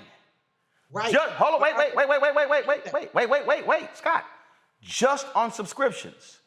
What I'm comparing is, if I got a deal over here where I'm getting 80 and y'all getting all my stuff, and I can create my own and I'm getting 60, I got a better shot of building my own base to make more money. I agree with you. Now, let me tell you what's going to happen when you do that. When you walk away from SWAC or HBCU League Pass, hold on, if you walk away from them, not walk away, but when you do it on your own, right, and you're right, and you start making a lot of money, right, if you put up the statement of the SWAC president or the executive director, because that's important. He's not wrong about what he's saying. What he's wrong about and what he's not speaking about is the enforceability of those contractual rights that he espoused on. Is he willing to enforce them? But it's not costing him any money. Hold on. And the monies are at a lower level on YouTube and people doing them on their own, and they're not really making a lot of money at it. No, see, Scott, you stepping. That statement's not a lie. Scott, he's just not enforcing it. Scott, you stepping into some areas that you don't know about. That's not true. Follow me here, Scott. Okay. Scott, let me just go ahead and put you like this here. This show, damn near did $1 million last year on YouTube. Okay. What's your point? That means this show, solely on YouTube, made more money than the whole SWAC conference and their TV deal. Well, they need you to be the AD for all of those historical black colleges. But Scott, entrepreneurship. And by the way, if you made $1 million on YouTube, you need to start paying me and Monique. No, guess what? Guess what? The expenses. But guess what? Hold up. See right there. See, I love how black people go because you didn't ask how much the overall expenses are. The overall expenses are 2.4. Hold up. The overall expenses. Hold up, Scott. Scott. The overall expenses are 2.4 million. Hello. See, so it's amazing. See, that's nice and cute. That's nice and cute. But the overall expenses 2.4 minus that 1 still leaves you $1.4 million. Could I get a jacket, maybe? Could I get a jacket and a hat? Well, first of all, I got your hat over there, and I got it in black and gold. But the thing we're walking through here, Monique, that jumps out. And by the way, I did invite the SWAC folk to the show because I do want them to explain this whole deal. And this is what let's see. I'll blow it up. They sent me here. I'm just gonna read it. It said, "I hope this is from Commissioner McClellan. I hope this email finds you in good spirit." No. They said, hold on. This is from Andrew Roberts, head of communications. He says, "I hope this email finds you well. We are currently out of the office in preparation for the upcoming 2022 SWAC Outdoor Track and Field Championships scheduled to begin tomorrow. We respectfully decline at this time." Okay, that's fine. So, but I still would love for them to come on because I got a lot more questions because the thing for me, Scotty, let me come back to Monique. The thing for me, Scotty, that's still I'm unclear about again is how can the SWAC say you cannot sign outside deals when right now Florida A&M has a signed deal with Peak Sports. Southern University has a signed deal with another company right now. But here you have Black-owned Urban Edge. They come in, give Grambling a channel, and then say, you can't. I don't understand. I don't understand the difference. Because SWAC has... Hold on, Scott. Scott, I'm talking to Scotty. Hold on, Scott. Scott, chill. I'm going to Scotty. Scott, be quiet. I'm going to Scotty. Scotty, go.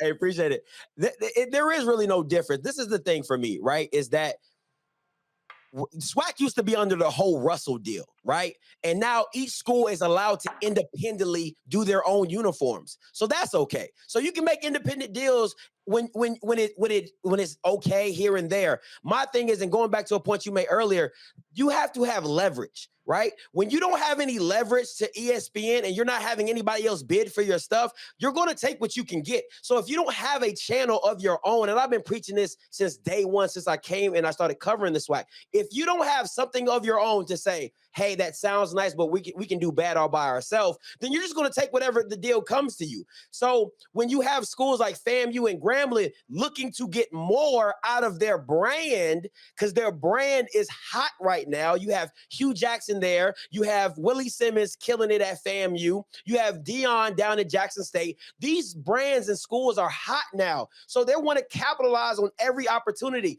They do not want to get locked in to a 10-year deal. I have a business advisor, his name is Mr. Campbell. He goes to FAMU. He says it doesn't make sense to sign any deal over 5 years because technology changes too fast. So why would you lock yourself into something so long, 5 years, 6 years, 7 years, and you can't come back to the table and ask for more? So for me, if you're going to allow teams and schools to do independent deals with shoes and Adidas and uniforms and marketing and all this stuff, why does it always have, why does the commissioner have the full autonomy when it comes to media? And in my personal opinion, you want your name in the papers. That's what you want. You want your name in the papers. You want to say, I made this deal, I did this deal. But in the end of the day, everybody wins if FAM and Graham and Jackson State can go out and do their own thing and come back and give money back to the conference. All right, so I'm just going to play a little bit of this here.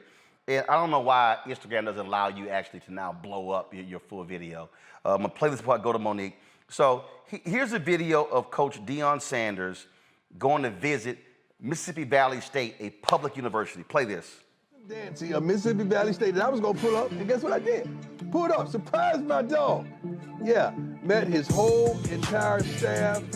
I got to kick it with him, talk to him, showed me his training room, showed me the equipment room, showed me all kind of rooms, and then we went out to that place that, see, I was injured, I was in the hospital, I wasn't able to make it to this game, but it was a tough game, it was a great game, and he talked to me about some of the trials and the tribulations that they have at Mississippi Valley State, amongst others. And I asked him, where's the practice field? You showed me the game field, where's the practice field at? I said, shouldn't it be like right there? He said, no, we have tennis courts there, but I'm gonna take you there. I said, what do you mean take me there? It's about a mile away from our complex. So I'm like, is this Children of the Corn or the practice field? Hold on, go back to that.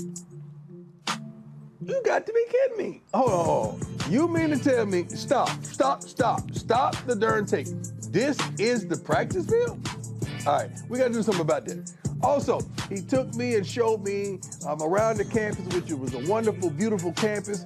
Then he showed me the locker room that so Monique, we sat there and talked about this. First of all, this is a state school. So the alumni at Mississippi Valley State should be putting pressure on the state to improve their facilities. That's first. Deion said, hey, we're going to sit here. He's trying to get folks to come out, and give money, raise money, which I absolutely support. But you have that as well. This is what I'm talking about here. What I'm talking about is all this back and forth.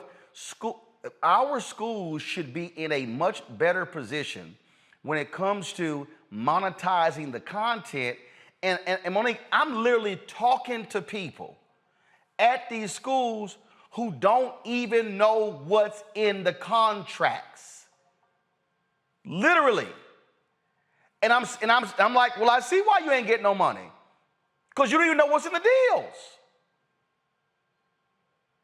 But I thought you said you didn't know what was in the deal. No. That was the ESPN deal.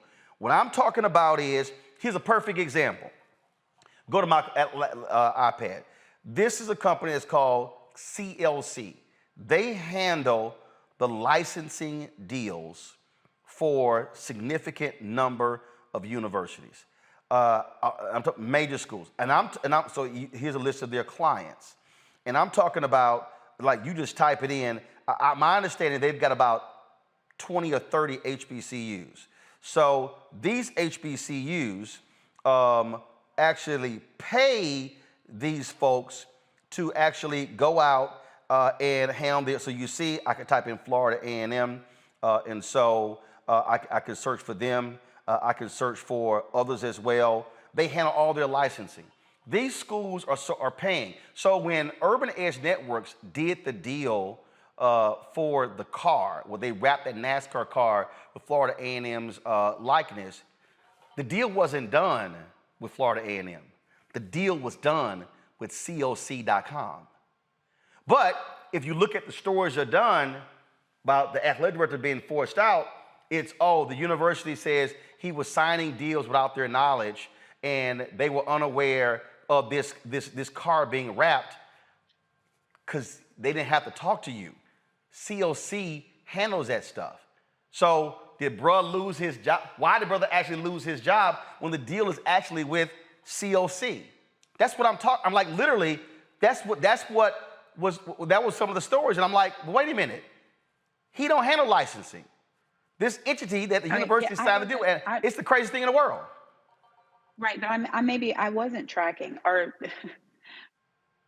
were you taking issue with the HBCU Go TV deal? No.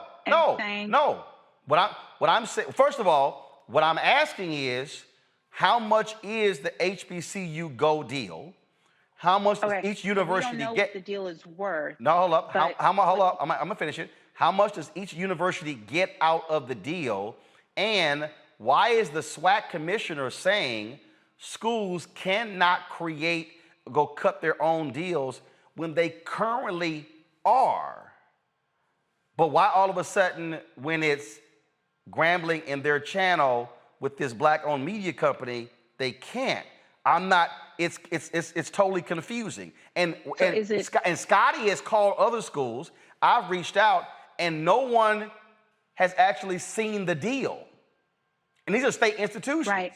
So it's like... Well, I mean, no one meaning maybe their lawyers have seen it, and they're saying to their people, none of your business. Well, first of all, I don't know nothing. First of all, as a state institution, you can't say none of your business because it's public information. I'm saying as a lawyer, I'd be telling them the deal's not unwrapped because it's effective fall 22 season, right? Scotty, correct me if I'm wrong, the SWAC announced the deal, correct? With the HBCU. But it's effective fall 22 to 23 season. Yeah, no, but they've announced the deal, which means when you announce it, you signed it. Go ahead, Scotty.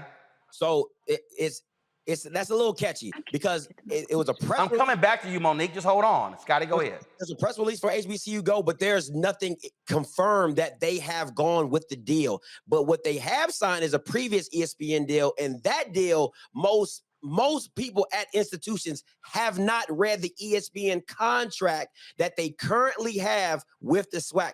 That's the problem that I have. Nor have the numbers came out, Miss Monique, nor have they read or understand the terms of the money being divvied through the contract. That's fine. Okay, that's fine. But we're dealing in a few different issues. As of March, whatever that date was, when I tried to do my homework to know what I'm talking about the SWAC,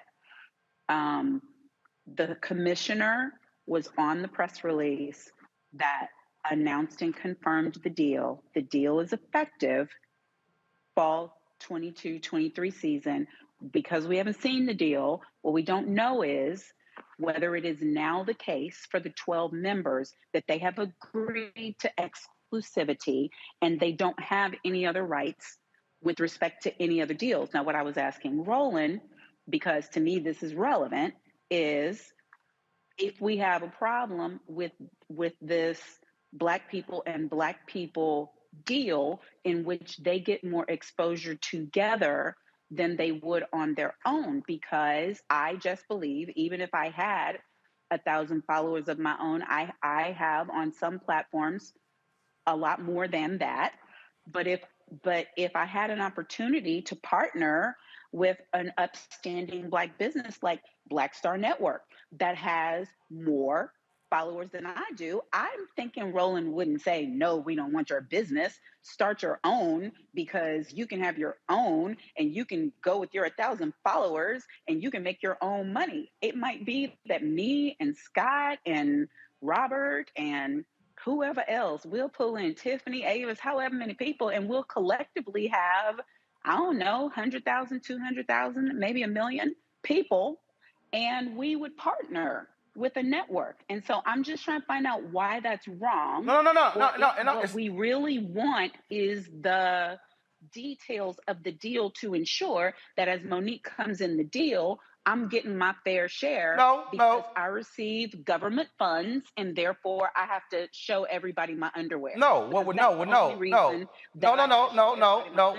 It's because I get Monique. No. Here's what we're trying to understand. We're trying to understand. How does ESPN supposedly have exclusivity, but then you've done a deal with HBCU Go, but then you say, but Urban Edge Networks can't do a deal when literally your own rules don't preclude member institutions from having their own channels. The second thing is, how does the SWAC control all of a university's content and all of their sports? I'm making the comparison, Scotty, to, again, the Texas Longhorns. The television deal for their football games was with the Big 12. The Big 12 didn't even show all of their games. One of their games, which an irrelevant game, was placed on the Longhorn Network, but they put basketball games and others. So the thing here that we're also asking is, again, what does the schools, what rights do they have, and how are they conflicting with the conference? But the conference is claiming, and you showed it, the conference says we control all athletic games when that's actually not the case. Scotty, go ahead. My thing is, how can you make a contract with exclusivity with all 12 schools when another school is in another contract? That contract can't even go through because you're promising something that you can't bargain on because you haven't talked to Grambling to even see what Urban Edge won't sponsor. So you can't have all exclusivity or all secondary rights because you haven't even talked to Grambling to say, hey, this is the games we want to have. And then how is HBCU Go ain't national? Like, who over here talking about let's go on HBCU? HBCU Go and Urban Edge Network are literally in the same boat. Nobody was checking for HBCU Go. Nobody's checking for Urban Edge Network. So the mere fact that one is even placed more other, that has nothing to do with anything. To me, it goes back to saying, how can a commissioner say, oh, I'm doing this deal because I want to deal with HBCU Go, when Grambling saying, no, we don't want that deal because we want to go with Urban Edge Network. And then also, Miss Monique, is this: if you've already been pushed around by your conference in another deal, you're like, yo, I'm not getting nothing from this deal. Why would I think you're going to do me a better deal when it comes back around the second time? You got me once. I'm good. You're not getting me again. So Grambling says, I'm going to take it in my own hands and I'm going to do something that I feel is beneficial for us. Now, what I'm laying out here, Robert, and especially, and look, I guarantee you, lawyers will be involved in the Florida A&M situation. Even that's still confusing. Why did the athletic director leave? And then we're hearing, oh, well, he signed the deal and we weren't aware. But there's a signed contract with the university president's signature on it. So they were kind of aware of the deal. And in fact, if the deal they signed said that Peak Sports, they've got our digital rights, which means that Peak Sports can go out and sign a deal with anybody they want to for digital rights. Peak Sports also, by the way, is not a black-owned company. Just want to let y'all know that. So it's like, wait a minute. So Peak Sports has a signed deal. Scotty, go ahead and pull it up. With the university president, general counsel, athletic director, but now he couldn't actually do it. I mean, you see it right here, y'all. This is the deal with Peak Sports. Signed January 14, 2021. You see right here, Peak Sports. You see the president. You see the athletic director. You see the VP for Financial Administration. These are all their signatures on the deal between FAMU and Peak Sports, which means that HBCU, Urban Edge Networks, didn't have to go to FAMU to get that car wrapped with Florida A&M because of Peak Sports or collegiate licensing. And I'm gonna go back. Y'all, collegiate licensing is with them. I'm gonna show you in a second, just hold on. I'm just gonna show you, and again, y'all, this is just for me. Here's the deal. This is what went national, right here. You see right here, this, I'm pulling up, let me see, I can close, I'm trying to close this. I don't want this ad to show. So you can actually see the car, okay? But give me 1 second, I'm gonna pull up another site. So this here is the car, the Florida A&M wrapped car, okay? That's it right there.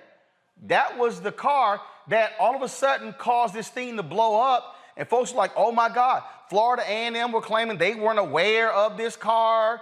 Well, they didn't have to talk to y'all because they literally could go to collegiate licensing, who, Robert, they've already given the rights to negotiate deals like this. So, Roland, I got two points I want to make. One, kind of cycling back to Monique's point, I think it's a good idea. You should give each of us a show on the network where we can do our own thing. Monique has a big following. Scott got a following. Since we're pulling down millions and whatnot, I feel like we should get cut in. I noticed you didn't bring up the expenses, but go ahead. Hey, look, we'll get to the expenses. I noticed y'all don't want to talk about the expenses. I love when Negroes want to discuss revenue, but they never want to discuss expenses. Look, this is no additional. Remember, Roland, go to my YouTube page right now. You can pull up 1,300 videos. We got this. We're going to negotiate thereafter. Hold up, how many subscribers you got? I think like 2,100. So. But, hold on, right there is what. So your ass got damn near as many videos as subscribers. Look, I know. Look, the people love me. We've been. No, the people don't love you if you got damn near as many subscribers as videos. I get this voice to the people. More people need me. They need more of me. They need more of this every day, all day, all up in there. And how you, Monique, and Scott are talking is how Negroes have the average of one employee because they ain't got proper revenue. But go ahead. My other question is, how, under your plan, how would this affect the smaller schools? Because it's one thing for FAMU or for Southern, some of the larger schools, but what about the small schools? It's not. Conference? How would it affect them? Again, this is what we are using the examples of the other conferences, and Scott is the television rights deals that other conferences sign are conference deals. Okay? So that's the conference deal. But the universities can do their own thing. Texas A&M can create its own digital network and derive revenue from its own digital network that ain't got nothing to do with the SEC. It is allowed. It is happening. What's happening at Jackson State right now with Dion, y'all didn't see the new locker room at Jackson State? That ain't SWAC money. Whoa. That's Dion going out, bringing in sponsors, bringing in revenue. Jackson State ain't sharing that money with Arkansas Pine Bluff or with Southern or Texas Southern University or Grambling or Bethune-Cookman or Florida A&M and the rest of them. And so you as a listen, okay, here's a perfect example. Scotty, pull that quote back up from the SWAC conference. Since you want, I'm gonna show you what I'm talking about. SWAC conference games cannot be streamed or broadcast on a national basis outside of the conference agreements. Okay, answer this. Well, how has Southern and Grambling negotiated their own TV deal since the 70s for the Bayou Classic? The Bayou Classic. What does the conference agreement say? That's how. We're lawyers. No. So I'm going to be responsible and say, I have wait. Again, I'm reading this. Go back to the quote, pull it up. It says, all conference games are restricted and can only be negotiated by the conference office. I know. Which means they give their okay. No, Monique. Not they give their okay. That the says only be negotiated. That's not given okay. That statement. That's what negotiated means. No. That statement means that the SWAC negotiates the TV deal. That means when they negotiated the Bayou Classic or whatever they did, that the SWAC said, boom, because they got their take. And they were good with it. No, that's not what that says. It has to be approved by, that is, Robert, help me. No. And you can beg for Robert's help all you can beg for Robert's help all you want to, but I'm not begging for his help. I'm just looking for a cosign thinking that the male energy would assist. No, it ain't got, I'm telling you what the money shows. And say it again, Robert? I think Monique's correct on this one. But here's the deal, SWAC bylaws. All SWAC bylaws say it is, y'all negotiate y'all stuff, we get 60, y'all keep 60, we get 40. But there seems to be an issue with the FAMU Grambling channels, which what they did. They're doing the exact same thing. And so this is where the money that they're not getting a part of. Huh? We see exactly, it's too much money they're not getting a part of. Who is they? They don't like the deal for whatever reason. No, who is they? They don't like the deal. No, who is they? They don't like the deal. What deal? I'm saying that the SWAC is saying we get to give our imprimatur. We get to say okay or not okay. Actually, they don't. They do not. That's what I'm trying to explain to you. They are saying that they get to give their okay. They are saying that there is nothing outside of the agreements and that they have to negotiate it. Now, if I'm show me in their bylaws where they have to give the okay. If I'm responsible, I would love for somebody to show me some damn bylaws right now. Well, Google it. I'd be more informed as I'm guessing about this. Well, Google it. I am saying, listen, I've used my phone till I had to turn it into a light. I've researched like I'm a freaking first-year law clerk tonight to keep up with this you ain't researched deep enough. Because the bottom line is here. Listen, the bylaws do not. I'm in charge. The bylaws don't give them the right. If I'm in charge of negotiating your multi-million-dollar years that you're having with Roland Martin Unfiltered and the Black Star Network, then other than giving a show to Robert and to Scott and to me, I would just stamp it and say, your discretion, you do whatever it is you see best. But that would still be me being in charge of the negotiating. But you ain't negotiating nothing. Spirit. Okay. You ain't negotiating nothing. Hold on, Monique. See, you can't go from giving okay to I'm negotiating. Hell, giving okay ain't negotiating. Negotiating is you sitting your ass down, hammering the deal out. You sitting here, that's negotiating. Just simply saying, hey, we good. They ain't negotiating. Hell, look, if that's what y'all call negotiating, I ain't hiring you.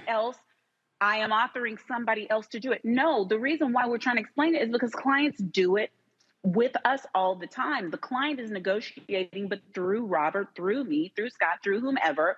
And the client did negotiate, but they named someone to do it for them. I am saying that the conference we're guessing, we're having a whole exploratory segment about this because we don't have no documents and it's making me itch. But which is part of the damn problem. And Monique, the schools don't have the documents. Roland, Real quick. Scotty, go. Hold up, Monique. Hold that point. Scotty, go ahead. Real quick. Monique, hold that point. Scotty, go ahead. I want to help Miss Monique out just a little bit. So the Florida Classic is owned by the schools.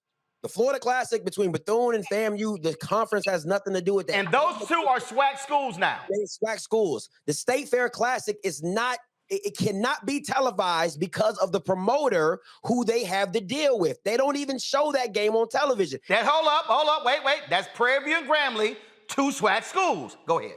Southern Heritage Classic. The Dion trying to get out that deal because a promoter negotiated with the two schools. So you're picking and choosing what you decide that you have full autonomy on what you're negotiating. Sustained. And it has to be. Those sound like pre-existing contracts with grandfather clauses that are now being honored. That's all it sounds like. People are enforcing things that pre-existed, and I don't blame Prime. Prime is going to be Prime. No, well, first of all, he's not sharing his money. No, he's not sharing his shine. No. See, you're making a mistake. You're making a mistake because you saying it's Prime. Prime works for Jackson State. Jackson State's a member of it. And he's bringing the money to Jackson State. Hold on. Jackson State is a member of the SWAC conference. And now. And no, not now. They've been a member for a long damn time. They ain't new. He knew. What I am saying is the agreements regarding the games that were just mentioned existed prior to those schools becoming a part of SWAC. No, you're wrong. So I think no, stop. Listen. No. Monique, stop. Monique, stop. You're wrong. Florida A&M and Bethune-Cookman, they are new to the SWAC. Jackson State is not talking about them. Who are you talking about? Jackson State, Grambling, and Southern ain't new. I was talking about the contracts that were negotiated. No. You said the school. No, that's not what you said. You said I said pre-existing contracts. You said the school. You said schools. Whatever. You did say schools. I'm trying to tell you. Okay, if I said schools, I was wrong. What I meant is pre-existing contracts by the promoters. But hold up. But how is it pre-existing contracts when they were in the SWAC when the contracts were negotiated? You know what, Roland? How the hell would I know when you got me on here talking about this bullshit with no contracts? And that's the damn point we've been trying to tell you. The problem here is that we start. Monique, hello, guess what? Lightning just hit you in the head. We started. And I asked for documents for an hour now. Monique, we started the whole conversation off at the biggest problem here is you do not have enough transparency. Schools are in the dark. They don't know what's going on. You don't have the clarity. So you say, y'all good, but y'all not. Y'all good, but y'all not. Y'all good, but y'all not. And all we're saying is you might want to shed some light on this so there's clarity. Scotty, you get the last word. Listen, Miss Monique, you can do a FOIA request for me. I've been trying to do some FOIA requests all week long. Listen, I would love to talk to you offline.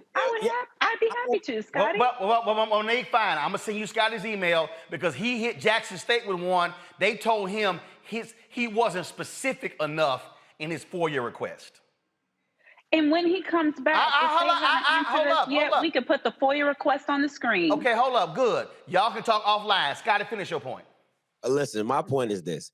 The SWAC, and it's something that Mr. Martin said on my platform, you already have a foundation. You already have a base. You've been doing this for so long. These schools have been established for hundreds of years. So you have a natural base. You should been priming your base to get ready to do our own thing. Why? Because when ESPN comes to you or Fox comes to you, you can say, listen, man, we doing this. So if you're not giving us this, if you're not giving us that, kick rocks. But when you don't have anything of your own, you're susceptible to anything. And then once you're used to scarcity, you're going to take anything that looks like it's a lifeline to get you out of with the hole that you're in. But now that schools are seeing that, hey, this media, this advertising, Black-owned media is powerful, as they call white guilt dollars. You know what I'm saying? We're possible to get these funds. Now schools are taking it in their own hands to start making their own deals because they don't trust the SWAC to do what's in their best interest. So we'll see going forward. Bottom line is this here, and I started this off this way. I'm going to close it out this way as well. Y'all, I keep telling y'all, this is about the money. It's about the M-O-N-E-Y. And what I have been saying, we love to talk. What did Dr. King say April 3rd, 1968? Black people individually are poor. Collectively, we're wealthy. And what I am saying, and I do believe this, I believe that we sell ourselves short. I believe that there are people who are saying, hey, our games are being streamed by ESPN. That don't mean a damn thing if you broke. That means nothing. It means something to the athletes. No, guess what? And guess what? That don't mean nothing. But Monique, that don't mean jack to the athletes if ain't nobody watching. So if you listen, Monique, your game ain't on ESPN 1 or 2 or Classic.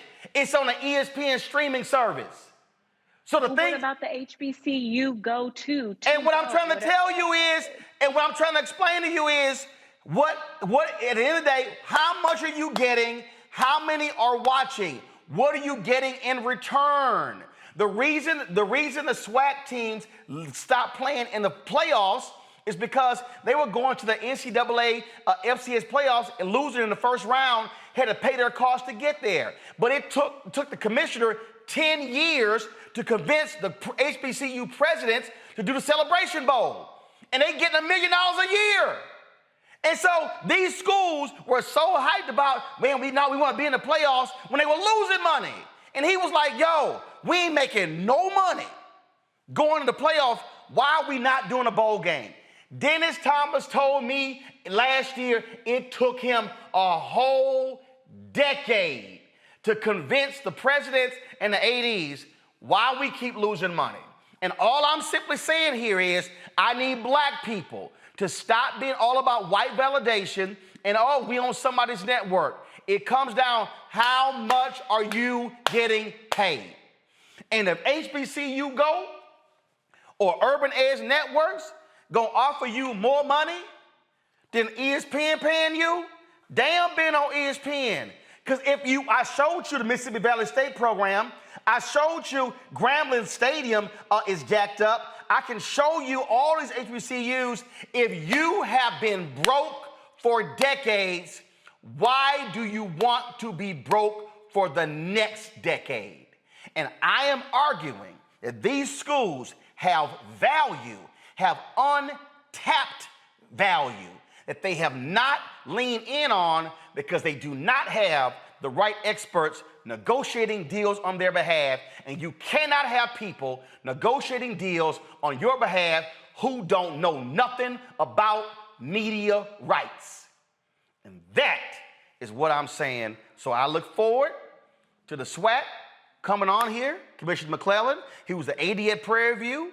Know him well. Would love him to come on because just like the SWAC, it's the same for our black churches, for our black organizations, our fraternities and sororities. We should be doing far better, but unfortunately, we got the wrong folk at the negotiating table. Scotty, I appreciate it. Tell people how they can watch your show. You can find me on YouTube, Off Script, and you can catch me on. You can follow me on Instagram and Twitter, offscript_viz and offscript_TV. And real quick, shout out to my mom. I know she's watching. We're big fans, Roland. So shout out to my mom. I love you, mom. Black people gonna do their mama shout outs, and so Scotty's mama, I appreciate you watching. Thanks a bunch. All right, y'all. When we come back, y'all, I got this app had me hollering because it's meant to make you holler as well. I will unpack that when we come back. Roland Martin Unfiltered on the Black Star Network.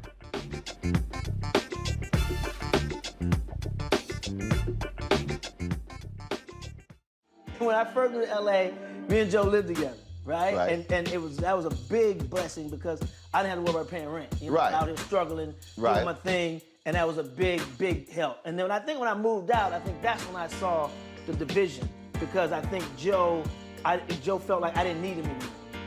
And it wasn't that. It was like, I'm a grown-ass man, two grown-ass men. But actually, that's Well, that is true. You don't need him anymore. Right. When you grow up, first of all, when you grow up, it's like, hey, you help, and this time you get your ass out the house and go do your own thing. Right. He didn't want me to move out, but I'm like, you know what? At the time when I moved out, I mean, what? Were you paying a light bill? I wasn't paying anything, and I said, you know what? I need this responsibility.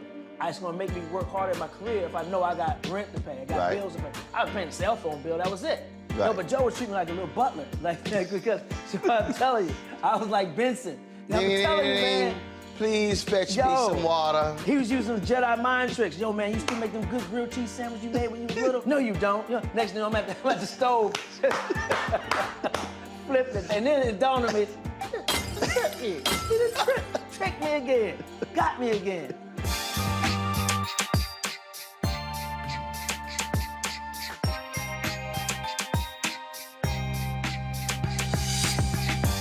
What's up, y'all? I'm Will Packard. Everybody, it's your man, Fred Hammond. Hi, my name is Brescia Webb, and you're watching Roland Martin Unfiltered. Ow. Well, I like a nice filter usually, but we can be unfiltered.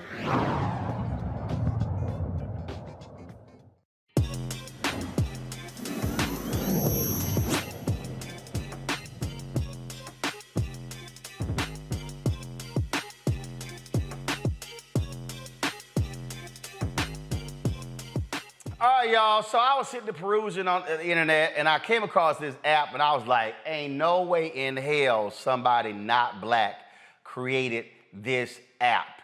Play it, y'all.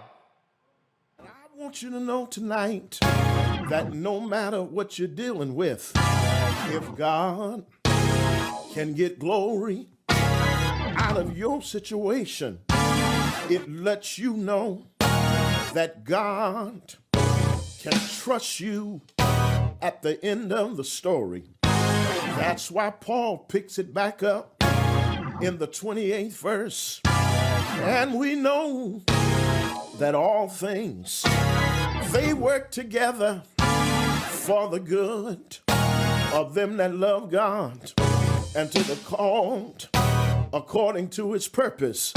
Is it anybody here that know that it's working?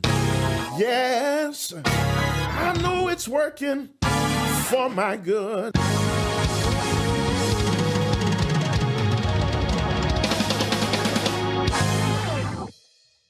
So I was like, was this like satirical? No, that thing is real. Y'all, musician Carlton Whitfield understood the assignment when he created the app Triggerz, which can put an entire orchestra at your fingertips. He joins us now from Atlanta. And so, first of all, YouTube people, y'all tripping. We should be at 1,000 likes by now, so hit the doggone button, stop tripping, before I have to cuss y'all out in the church segment. So Carlton, first of all, how did you come to this point? Because one, we all know when preachers start hooping, first of all, some get mad when the director missed the cue. And so some start the music too early, some are late, so you can see the hand signals where they're like, stop it, like, or looking like, come on. This here, you control the whole thing yourself. Right. Yes, sir. Yes, sir. You know, honestly, this whole idea came from me when I used to play for my dad's church ever since I was like 5 years old. I got a little older and I moved away. And because I'm from a small town where there aren't any musicians, I actually created this for my dad. It was really just supposed to be just for him. He would call me sometimes. He'd be like, son, you know, I need tracks. You know, I would send him tracks, or I need this kind of song for this week, and I send him a song. But one day he was like, son, what do I do when I'm preaching? I don't have anything, you know, for when I'm preaching. You know, I like to be backed up while I'm preaching. And so I just went to work and I came up with this app for him. This is actually something that was in my mind when I was 17 years old a while ago. And I just never thought it would actually, you know, I would actually think of it again and was like, man, that would actually work for him. And so I created it for him. He had it, testing it on his phone. And I just kind of was just happy with that. I wasn't really worried about releasing it. I was actually scared to release it to the world. And it actually sat in my back end on the App Store for 6 months before I even considered putting it out. So yeah, I'm just a musician, and I just put what I know my dad would like into the app. And so that's where it came from. Now, I'm on the App Store right now. Go to my iPad. So I see Whoop Triggerz and I see Whoop Triggerz Plus. What's the difference? Right. Well, first off, we call it hoop triggers. I know it looks like. I'm sorry. Well, yeah, because hoop. I mean, I'm looking at HOOP. But go ahead. Yeah. So hoop triggers. So the hoop triggers was the first version we came out with.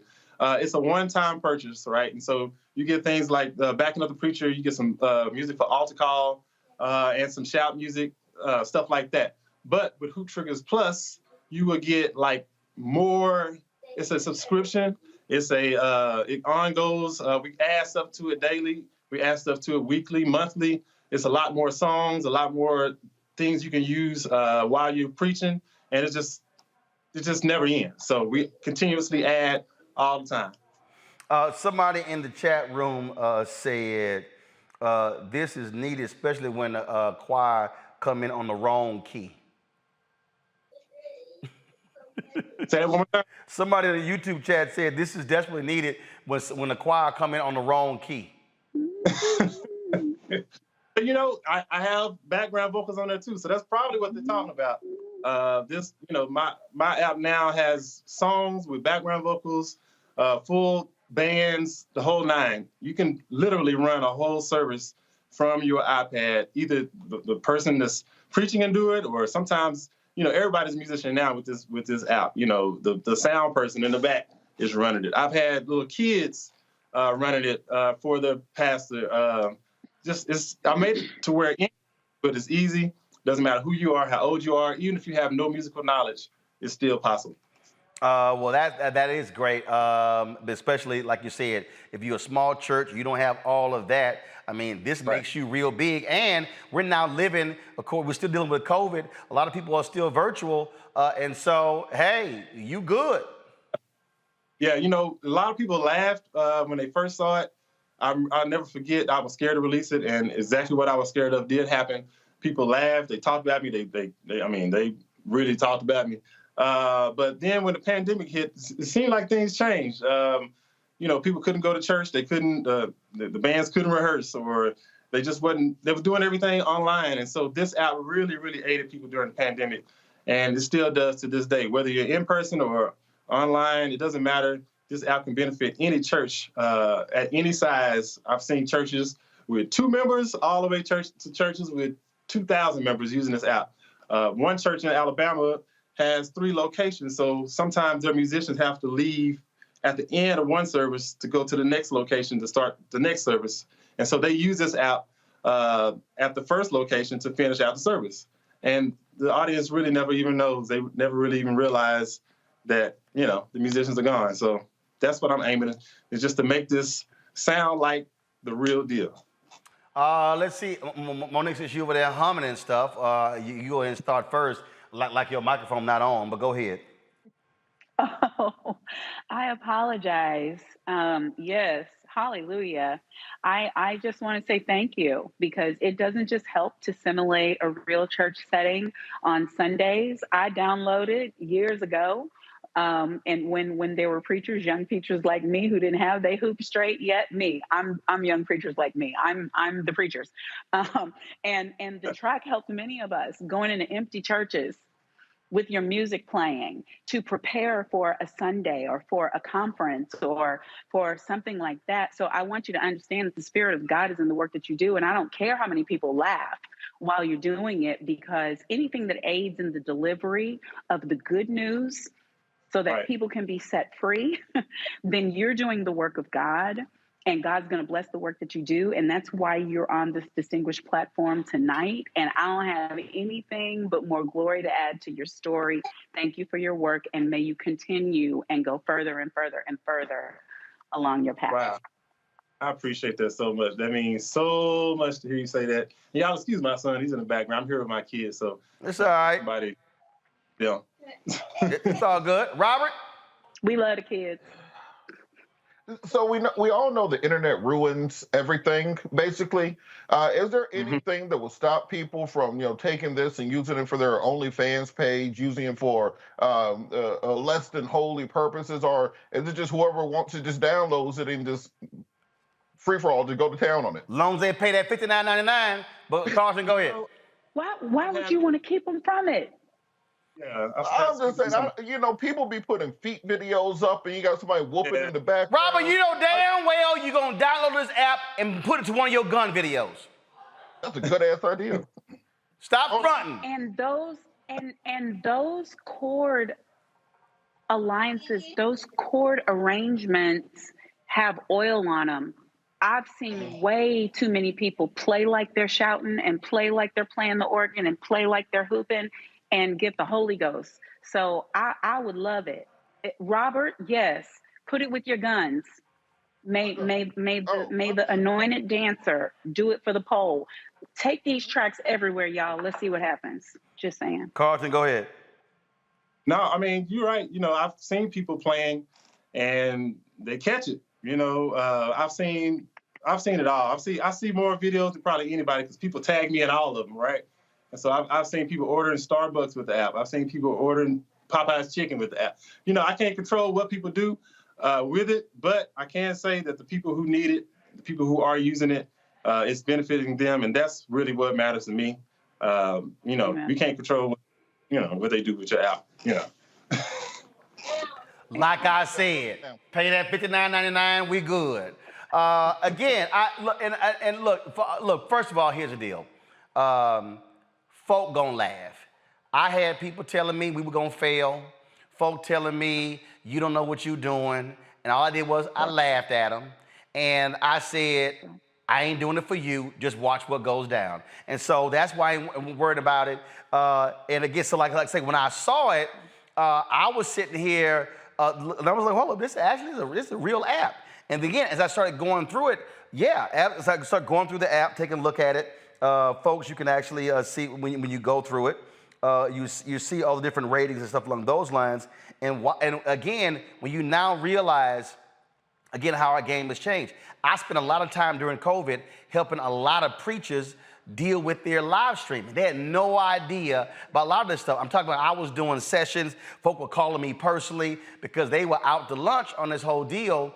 And the reality is, if you're trying to actually be bigger than you are, take advantage of technology. Now, I'm sure there's a preacher sitting here saying, man, look, I can't sit here and work my iPad at the same time when I'm preaching. Fine, let somebody sit over there, and then when it's that right time, control it all. And so, so other than the part we heard when it comes to hooping, so what else is on the app that's bigger and broader? What else? What other features do you have? Okay, so yeah. Shout music. So aside from, people always used to ask me, what happens if they start shouting, right? So we have different shout musics on there that people can use, and it's not just like you just play a track and it's just over. This is you can actually control the intensity of the music. You can change the sections. You can go back to different sections. It doesn't end until you end it, and so it makes it feel like it's an actual musician playing. Also, a lot of people ask me, well, how do I know what key the preacher is preaching in? Like, how do I even know? If I don't know anything about music, this app can actually detect the key that the preacher is in for you. And so there's a key detection feature on this app just for that. You can also play behind a singer with this app. And I'm not saying push play and it just starts playing. Like, if you ever think of a song that has no tempo, it's just a piano player playing behind them, you can actually do that with this app too. Songs like Amazing Grace and stuff like that.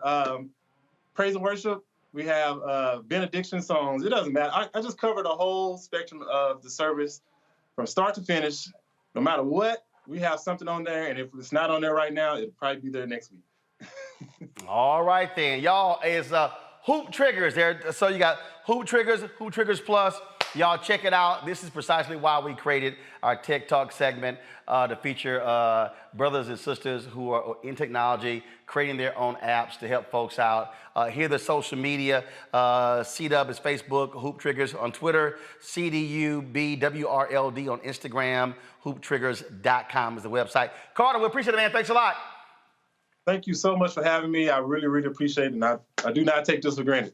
All right then, and so I might have to sit here and download the app. So when I do one of my deconstructions, when I'm cracking on these lawyers on the show, I can go ahead and hit the button while I'm talking. I appreciate it, man. Thanks a lot. All right, thank you so much. All right, folks. Sad news out of Memphis, folks. Well, one of the iconic voices of Memphis radio, Bobby O.J., has passed away. The Tennessee Radio Hall of Fame and WDIA DJ and program director was 68 years old. In a career that spanned over more than 5 decades, he interviewed top black celebrities from James Brown to Kevin Hart. WDIA's parent company, iHeartRadio, announced the news of his passing Tuesday afternoon. O.J. had been on the air this morning hosting his morning show and passed away shortly after he finished his stint, his morning show. Bobby O.J. is now an ancestor at the age of 68. Monique, Robert, Scott had to leave earlier, folks. Thanks so much. No, Scott didn't jump off, y'all, because this conversation was too hot. He had to bounce, and so I appreciate it. Thank you so very much. Yeah, he did. I'm like, it's all good. It's all good. So let me thank everybody, of course, for watching the show. Come on, YouTube. Y'all get to 1,000 likes before we sign off. Don't forget, y'all, support our show. So if y'all want me to pay Robert, Monique, and Scott, trust me, revenue has to outpace expenses. That's how that thing works. And so, of course, download the Black Star Network app, Apple phone, Android phone, Apple TV, Android TV, Roku, Amazon Fire TV, Xbox One, Samsung Smart TV. And, of course, when you join the Bring the Funk fan club, allows for us to do what we do. And y'all now see why I'm pushing hard to get these black-owned media advertising dollars, because this is precisely why we ain't broke, or we don't, because we can't build and can't pay folks more, because frankly, we ain't getting advertising dollars. I try to tell y'all this. P.O. Box for checking money orders. P.O. Box 57196, Washington, D.C. 20037-0196. Cash App is $RM Unfiltered. PayPal is R Martin Unfiltered. Venmo is RM Unfiltered. Zelle, Roland at RolandSMartin.com. Roland at RolandMartinUnfiltered.com. Folks, thanks a bunch. I will see y'all tomorrow right here. Roland Martin Unfiltered. Holla!